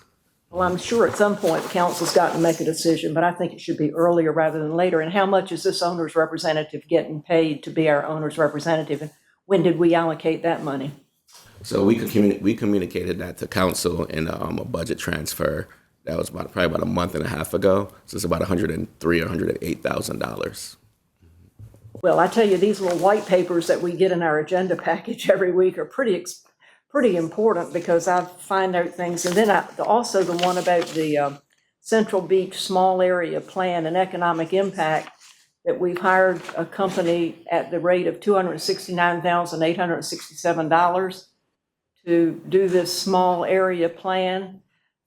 I mean, we're doing a comprehensive plan, and I'm kind of surprised. But again, I know this comes from that capstone thing and all of that, but I think this has gotten ahead of itself too, because before we would be doing anything like that, we would have to be willing to sell that property. And I think that's another question that needs to be decided. Is there a supermajority willing to sell that property for change? It would greatly impact the convention center as well as the sports center that's there, which I think both are. I mean, I know that the convention center maybe isn't a great moneymaker, but that wasn't the intent at the beginning. And at the very beginning, we expected the convention center to serve the public, not just tourists. And I think in a couple of weeks, when we see all of those graduations there, we're going to find out that if we didn't have that property there, we wouldn't be having those graduations there. And the public would never be able to use that center. So I think we need to do some basic discussion. I think we're getting ahead of ourselves on this as well. I think we need to kind of come back to the beginning. And I was really surprised that we're going to this great depth to look at a plan for that property there, which serves as a parking lot for the convention center and the sports center. And if we're getting very deep in saying that we're going to sell it to somebody for retail and residential and all of that stuff, we've got to figure out how the city is going to provide for those facilities that are already there, as well as the public. And so we've got almost $300,000 being spent on a plan for that area. And again, I think I see here that there's going to be some stakeholder engagement, but I think that needs to come pretty soon. And we need to know whether the public is willing to divest itself of that property, which has served the public as a parking lot for the convention center and now the sports center. And I think if we have to build parking garages there for the public to use those facilities, it's not going to be free. And I think this is something we need to have some public input on pretty quickly too. I think we're getting ahead of ourselves on this. I'm not ready to sell that property. So if you need a supermajority, you got to know from me. Worth and then Chris. Thank you, Mayor. And if I could address, as Councilmember Henley, your points there as the representative for that area. I count about 80 acres owned publicly and privately. The public sector, us, the city, as well as private owners, about more than half of the 80 acres. And so as we move forward as a city, we've looked at the convention center, we've looked at the sports center, how they're run, how they're operated, whether a convention center hotel should be located as called for in the Resort Area Strategic Action Plan. And when you have a proposal and other proposals from other private sector builders and developers, that is very, very precious land, well over $1 million per acre on Roth. On top of all that, We have parking issues at the resort right now. Parking is a premium. If there's a convention at the convention center and the sports center is full, much less a resort that's full in the middle part of the summer, we need parking decks for extra parking. And so what is the highest and best use of that land? And yes, indeed, the public should weigh in on this, and it will require a supermajority, but I think we need I know and ask that we have an advisor or consultant to put any number of plans in front of us or ideas so we can discuss them as a body as well as with the public. Is it parking? Is it a resort area or a convention center hotel? Is it additional housing? And the private sector land may have that, and we will be deciding upon that with potential one project soon this year. So all that I think has to be weighed into our decision with the public input. And this consultant's well worth $300,000 because it's probably over $1 billion in my estimation or more in total build out if it ever went that way. I would be really interested in when some of these meetings are being held because I would like to attend and I want to make sure I can tell the public about these meetings too. I think it just started, but. Well, I think this area, we know that the oceanfront is important to the whole city, not just that area. Right. And we know that it can be controversial if it's not done right. And I think this is something that everybody needs to be a part of from the very beginning. Otherwise, you're going to have divisions. And, you know, if we're talking about these things, I really think everybody needs to be involved from the beginning and make sure our advisory committees are a part of it as well.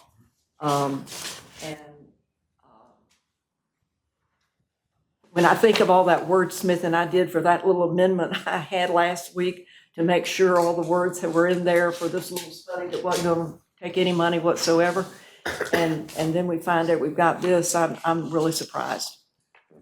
First, thanks, Mayor Dyer. I kind of want to talk about speak on the topic of this study and also the memo we had, because I was not supportive of spending $300,000 to just deal with the convention center, Councilwoman Henley, because the RACEAP plan, which was another expense, had already included what stakeholders had a vision for there. It just didn't include someone from out of town.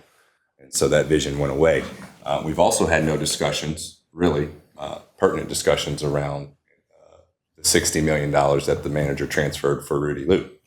That's going to be $42 million for a parking garage. I think we could easily go throughout all the districts and ask them. And I don't know if there would be support, but we haven't given all of them that opportunity. They have to come down to either the little kids' cove park that they had to meet. I saw the pictures of the meeting. It did not look very reflective of the entire city. It looked like a small group of stakeholders.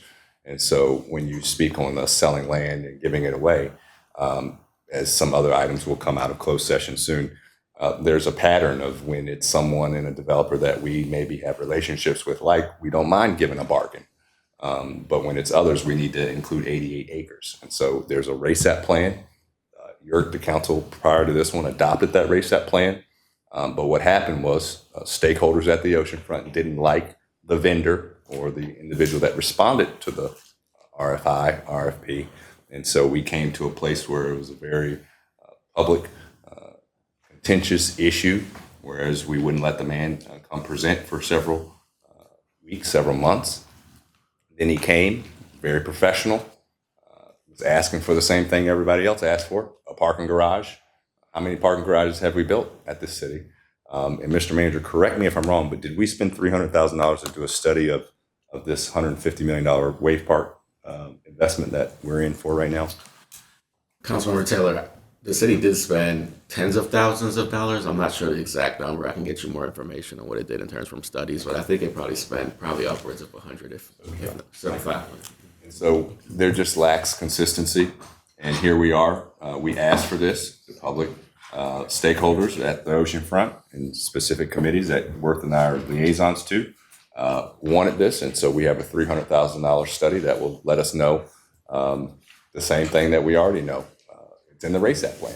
So here we are once again in a situation where we're going to continue to spend money to find out what we already know in a lot of circumstances. But nonetheless, we're there, and no one has called for public engagement for this $60 million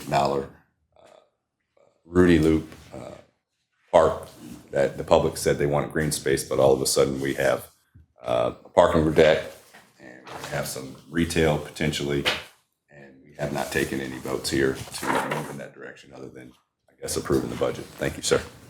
Okay, Charlie? Thank you, Mr. Mayor. And the way that I understood and have read the RASAT plan was that, I mean, it was just that. It was a strategic plan that had very high level, broad strokes and generalized descriptions of subsets of the resort. My understanding of what is contemplated here with this more focused review takes it to a lot deeper level, where we look at particular types of uses in particular locations and whether or not they make sense there. I don't think we're getting out in front of our skis at all, because if we're going to take anything to the public, I mean, we can't take them a vacuum of information. And I think we should probably be informed by people who do this for a living, so that they can give us well thought out, well researched options, so that then we can go out and actually have a meaningful conversation with the public about it. And I mean, in particular, this area, because it's not just the convention center, it's also doesn't this review area encompass the gateway? Sports center, Mocha. So I mean, it's critically important that we get this right, because this is the gateway to our resort. And I mean, I can't imagine any scenario that wouldn't involve stakeholder engagement and public input and unveiling of renderings and options and kind of, I mean, it ought to be, and I'm sure it will be, and it better be really well thought out. But I just going to the public and going to people with nothing and asking them what their input is, I don't think is as productive an exercise as if we actually had some informed input, ahead of time for us to kind of chew through. And I don't think it's wasted effort at all. Chris and Hutch. Just in closing, as a liaison with Councilman Remick, I would encourage the public to go onto our website and look up the RASAT plan, because if it was so high level, look how many of their priorities and goals they executed on. I think it's like 9 of 11. So it wasn't just this high level plan that's been executed upon. If you look at the images used, it's all of the stakeholders, hotels and their gateway stuff, Summer Place and this. And so if you go to the RASAP as the public I'm talking to, and you look at what the goals were, what was set out, they have accomplished, I believe, either 8 or 9 of those 11 objectives. So it didn't become the Bible, scripture, until someone responded that was not from here, and then it got all worked up, and we won't rehash that. But the RASAT plan was adopted by council because it was so thorough, and they've executed on it. And Rudy Loop is in the RASAT plan. We haven't had any further engagement since I've been on city council in terms of public engagement. We're going based off of 2-3 years ago's public engagement. A lot has changed. Correct me if I'm wrong, if there's been public engagement sessions on Rudy Loop since November 2022, and where they were, because we have the new budget constraints, we have the stormwater referendum that's now $1 billion, we have schools. And so maybe we do need to start from scratch, as Barbara recommended for Capstone. Let's start from scratch on Rudy and see if there's still all of this support to spend $60 million on a green space when there are so many other priorities and serious issues in our city, like neighborhoods that don't have a rec center if you're in District 7, or sidewalks in Shore Drive. So I would love to engage our communications department in a citywide effort to see if there is full support amongst the largest stakeholder. I keep hearing stakeholders, not hoteliers, not business owners. The largest stakeholder in Virginia Beach are taxpayers at the rate of $670 million in real estate taxes and another 160 roughly in personal property taxes. There's not one economic development project, not one hotel, not one project that produces that type of revenue for our city. And let's see if we really want a $60 million park. Okay, work. Please, because you're going to go with that, I'm going another direction. So just to add on, so for clarification, the 80 acres I speak of, that does include the Museum of Contemporary Art, Boca, the Visitor Center, that's 7 acres, the Convention Center, the land around the Convention Center, where parking is limited, land around the Sports Center and the Sports Center, that's property that we own. And then the private sector owns another over 40, it's almost 50 acres. So it's all that, not just, and that's not necessarily, that is a little area in Virginia Beach. And then the Vibe, of course, is to the east. And of course, the resort is to the further east. And I believe the communications office did have a Speak Up campaign and effort last year with the public on Rhodey Loop, where 82% of the public did say they want open green space. And I think we're respecting that strong support for open green space. And so I think now, I don't want to get ahead of ourselves, but Parks and Recreation is interviewing and has selected some consultants, which I think we do need, to advise us on the highest and best use of a public green space park. Mr. Manager. So we shared a previous memo with the City Council probably a couple of weeks ago where Parks and Rec is interviewing consultants for selecting to be the designer. And you remember when Council authorized this, there's 2 phases of this. The first will be the community engagement, the engagement with Council on what they want for the park, and then also to bring that back to Council before we move forward to construction design, including getting guidance and feedback for Council is what is supposed to be in that park. For example, does Council want to see a parking deck just by itself, or does Council want to see a parking deck to include commercial or any other kinds of amenities to complement that park? And that process will probably get started underway after the construction designer has been selected. Okay. I asked permission. It's still in the lane. Okay. So, I mean, I know my biggest question so far on all of this is if we leave it only as a park, if we don't have parking or retail or something, how are we paying for this to maintain it? Like, what's the funding going to be to keep the park as beautiful as we're planning for it to be? And that was part of the whole initial presentation on this, and then Council said put it to the public, and then the public decided they wanted a park, and then staff did about a 9-month community engagement campaign, and the public came back and said 82% support of a park, and then we brought the presentation to Council, and before Council authorized us to start forward with the design and the procurement and the funding for that. The next steps for that is to bring back different options that could lead to covering some of the costs associated with the park, right? From an economic development standpoint, the highest and best use for Rhodey Loop is not a park. But once Council heard from the public and decided the park is where we want it to be, now the next part is for Council to decide what components are to come included in that park. And some of that could be used to help underwrite some of the operating costs for the park. Barbara? Well, I think maybe what's confusing me is that we have so many different components while we're doing the comprehensive plan. I mean, we've got the comprehensive plan, and you know what I hear from people all over the place, and it's so discouraging, is they say, well, it doesn't matter what we say, they're going to do what they want to do anyway. And I think maybe this is what is, we're sort of giving this impression, because we are having this comprehensive plan and having all these meetings and asking people to come and tell us what they want, and they've just finished another series of those this week, or are finishing now. But then we've got all these smaller things going on that are confusing. Then are we not doing, the comprehensive plan is not including all of these, they're in addition to or different from. And I don't know how, when we're talking about our major industries and so forth, how we can segregate one out and not have it be a part of the comprehensive plan. I don't know what's comprehensive plan and what's other things. Hutch?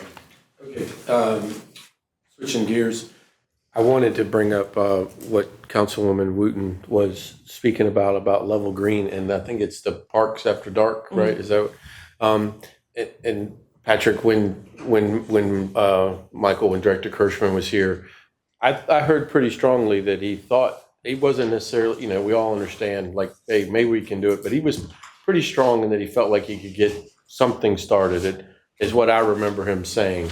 And I'll be quiet. Go ahead. Okay. So Green Run was requested but not funded, right? Yeah. But in the reconciliation process, council included that as part of reconciliation. Okay. Green Run, similar to Level Green. Level Green unique is that Level Green has a park, but the park is going to start construction. Yeah, major renovation. Yep. Mm-hmm. So in order to do something for Green Run and Level Green, we likely can't do it this year because we'd have to work with community partners to identify a path to do something for that community in Level Green. So since the park is not going to be available, it's likely we'd have to probably work with schools to see if schools will be amenable to allowing us to use their space for a Parks After Dark. Because absence that, we don't necessarily have a facility there that we could actually do something for. So if council were to authorize Parks After Dark, it'll likely be, the request will be likely for us to do it in next summer, summer of 2025, so we can start the conversations with the different community partners and the different stakeholders on what areas we can use to help realize that. Okay, so I'm happy. so I was just going to, obviously we share that border is, and it really, it's kind of like me talking about Chesapeake and Virginia Beach. When we get over there, I don't care which fire truck shows up on Hawthorne or Sparrow Road because it's my family. You know, I'm kind of the same way with Level Green and that whole area, College Park. It's all Kempsville to me, Green Run, Kempsville, on how it was in the day when I was growing up, not Green Run anymore. But I'm older. But so I just feel like, and it is, I think there is a need there. I'm not saying I don't know what can be done, but I don't know that, does it have to be all or nothing this year? Is there some way we can come to a middle ground? We just went to College Park for Miss Wooten's thing. It's a nice school. You know, there's a lot of ground there, a lot of stuff going on. You know, can there be some program? I'm more just curious. I don't want it just to fall off, is what I'm saying. There's a need there. We obviously know there's a need. I'm not saying we have the funding, but if we can, if the Director Kirschman and them can see if there's something, I think it'd be a good idea. I wanted to add on to what Mr. Duhaney was saying and appreciate council member addressing that the way you did. Certainly, when I heard what Michael Kirschman said and the way he said, and it's April 23rd, it's about 2:04. Go back to that workshop, and a couple, I think, in her absence, Dr. Ross Hammond asked a question. I think Vice Mayor Wilson asked the question, and then Councilmember Berlucci asked the question, and that's when Mr. Kirschman went into, we are working with the police department, and Level Green and Green Run are the next areas where the program should be expanded. So when I heard him say that, I was like, oh, great. They know this is the issue. There's a plan, and I was thinking there was a plan to fund Level Green as well. But when I spoke with you, that was not the case. And this was all prior to the shooting that took place. So when the shooting took place, and people are asking me, you know, Ms. Wooten, are there continuous programs? Well, I know there is a program, Parks After Dark. And so that became the concern moving forward. Oh, when I talked with you, I learned there was not a plan to fund it, even though based on Mr. Kirschman's statement, working with the police department, there is a need. I thought there was a plan. So I found out in talking to you, it wasn't. And then because of the park, they're doing the upgrades in the park and Level Green, then we were talking about 2026. Well, there is a park next door, Providence Park. And I suggest an alternate site. And I think Providence would be a good alternate site. Folks can just kind of walk right over to that park. And we could expand the program there. And so when you said 2026, my response is, oh no, that community cannot wait till 2026. And I will not go back and tell them they have to wait until 2026 until we make them a priority. I've already had to delay in terms of the rec center not being a priority. I'm not going back and tell them that. I'm going to advocate until we get the resources in the district that is needed. And this is something, for the record, some people talk about, well, the 10-1 system pits people against one another. No, I was voted in by the entire city. And when there is a need in the entire city, I'm always available, asking questions and advocating for it. But when it falls in the district where I'm elected to serve and represent, more than ever, I have to be very responsive and really address it, because I address everything else when I'm asked. And so I have to address this as well. And so that's why I say it's not just a district issue. This is a community public safety issue. And people want something done. And so an alternative site would be, in my opinion, Providence Park. It's right next to the neighborhood. And I mentioned that to you. I think the big deal is if council wants to move forward with this, we just need to find the funding. And the funding needs to be authorized so staff can hire the employees and get the resources necessary to do it. We don't have that. And until we get that, we can't move forward. Okay. All right, anybody else? Just to, close, we had a very touching memorial ceremony the other day at the ocean front with the police, and, I thank the council members that were there. While we were there, the folks for the police foundation made a request, and I will read it to you in terms of an pending thing, that the council hereby authorizes the donation of the remaining no cussing signs to the Virginia Beach Foundation. The signs are to be donated as is, where is condition. So if we don't mind, this is a request that, our friends at the Police Foundation made. So we'll have that up on, for the next vote. Just want to inform you. But thank you all very much. Now we'll ask Ms. Henley if she would kindly do the consent agenda. Okay, we're looking at the issues that are under the ordinances and resolution. Does anyone have a question that you want to address? Ordinance, I believe it's the first about directing the city manager with the housing. I was just, as Councilmember Rouse had mentioned, at the Housing Advisory Board yesterday, and it appears that they are already, it appears they've taken the initiative to design a housing education campaign, as Councilmember Rouse mentioned. We took part in it and took the test. We didn't address this in the budget. And so advanced discussions with the Virginia Beach Development Authority to fund new large-scale mixed-use development projects. So one of my concerns there, and I can just tell you to pull it, but we're talking about it, is we would still have to have a funding source.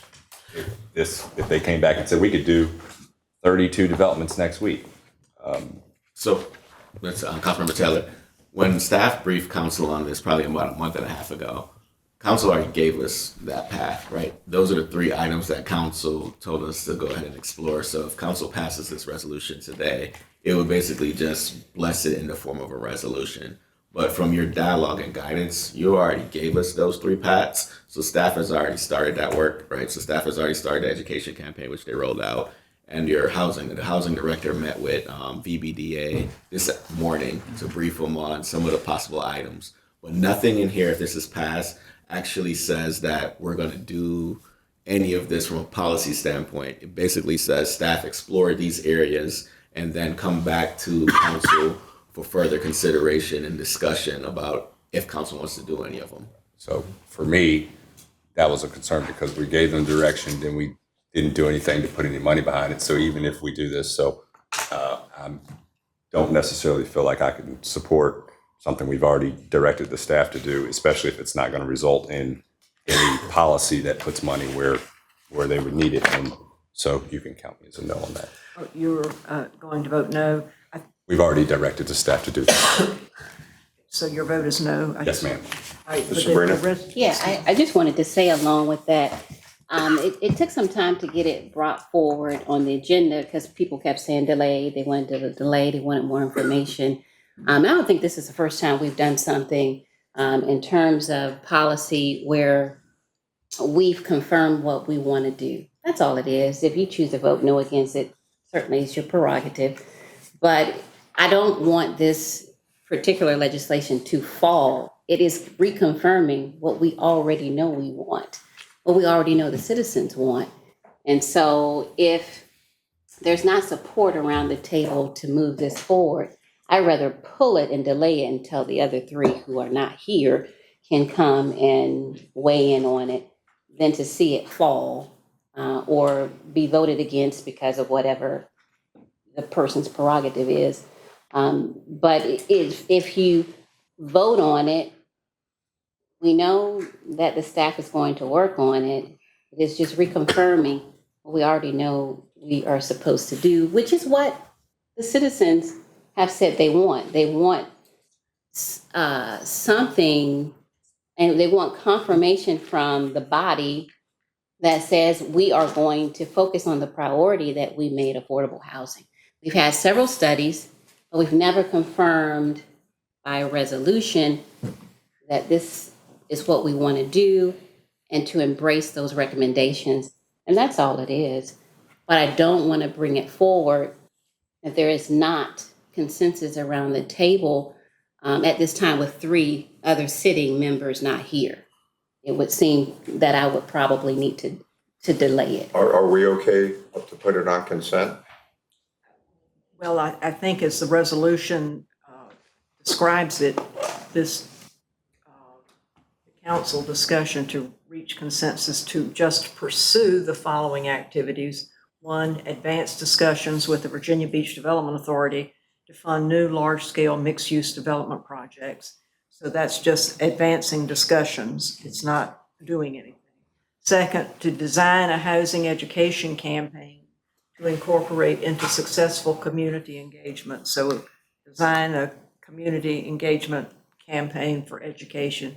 And 3, to research opportunities to simplify and streamline the permitting and review process.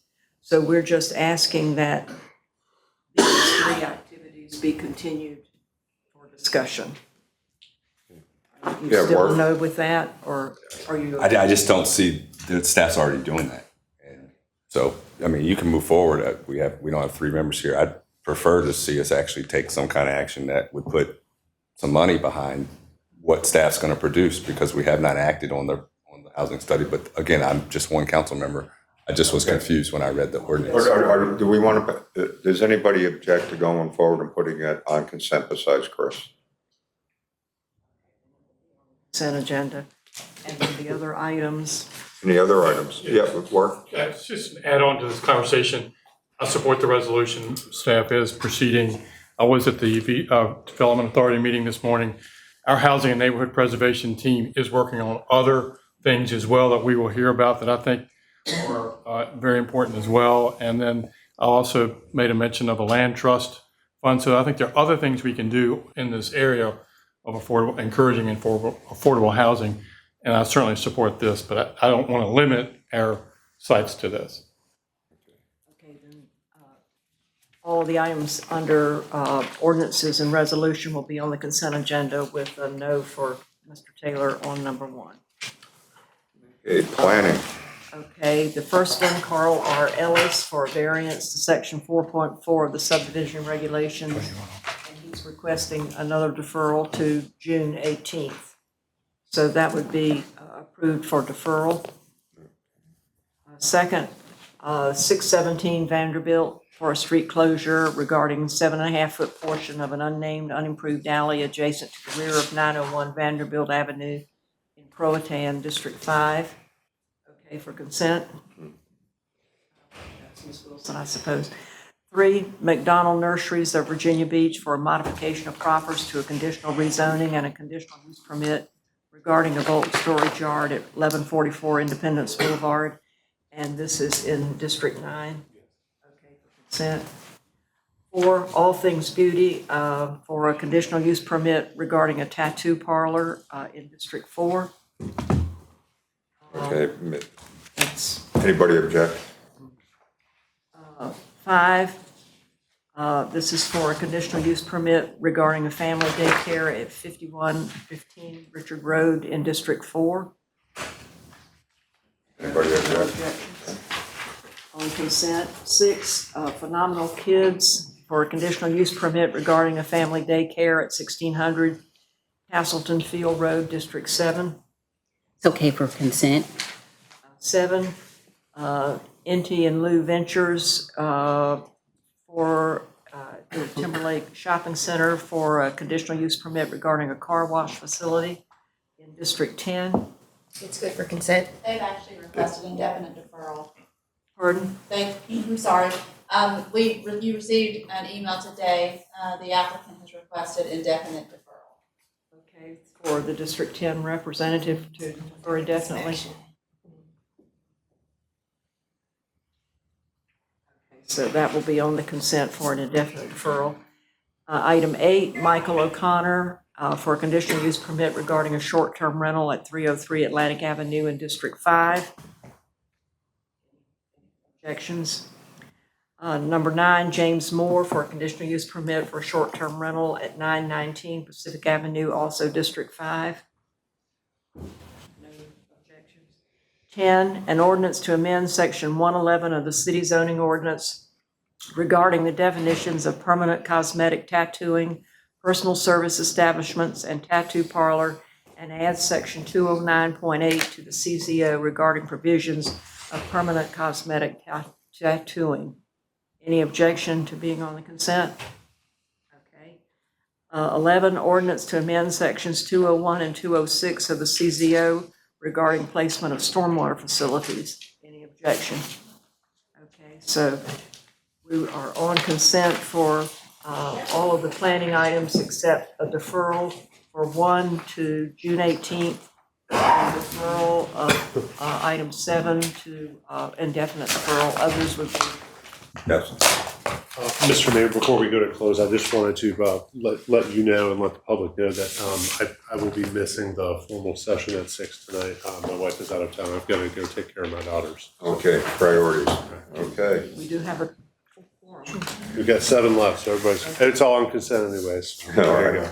The chair will entertain a motion to recess into a closed session pursuant to the exemptions of the open meeting allowed by Section 2.23711A Code of Virginia, as amended for the following purposes: publicly held property, discussions or consideration of acquisition of real property for public purpose, or the disposition of publicly held property where discussion in open meeting would adversely affect the bargaining position or negotiating strategy of the public body pursuant to Section 2.23711A3, District 5, District 6, District 6.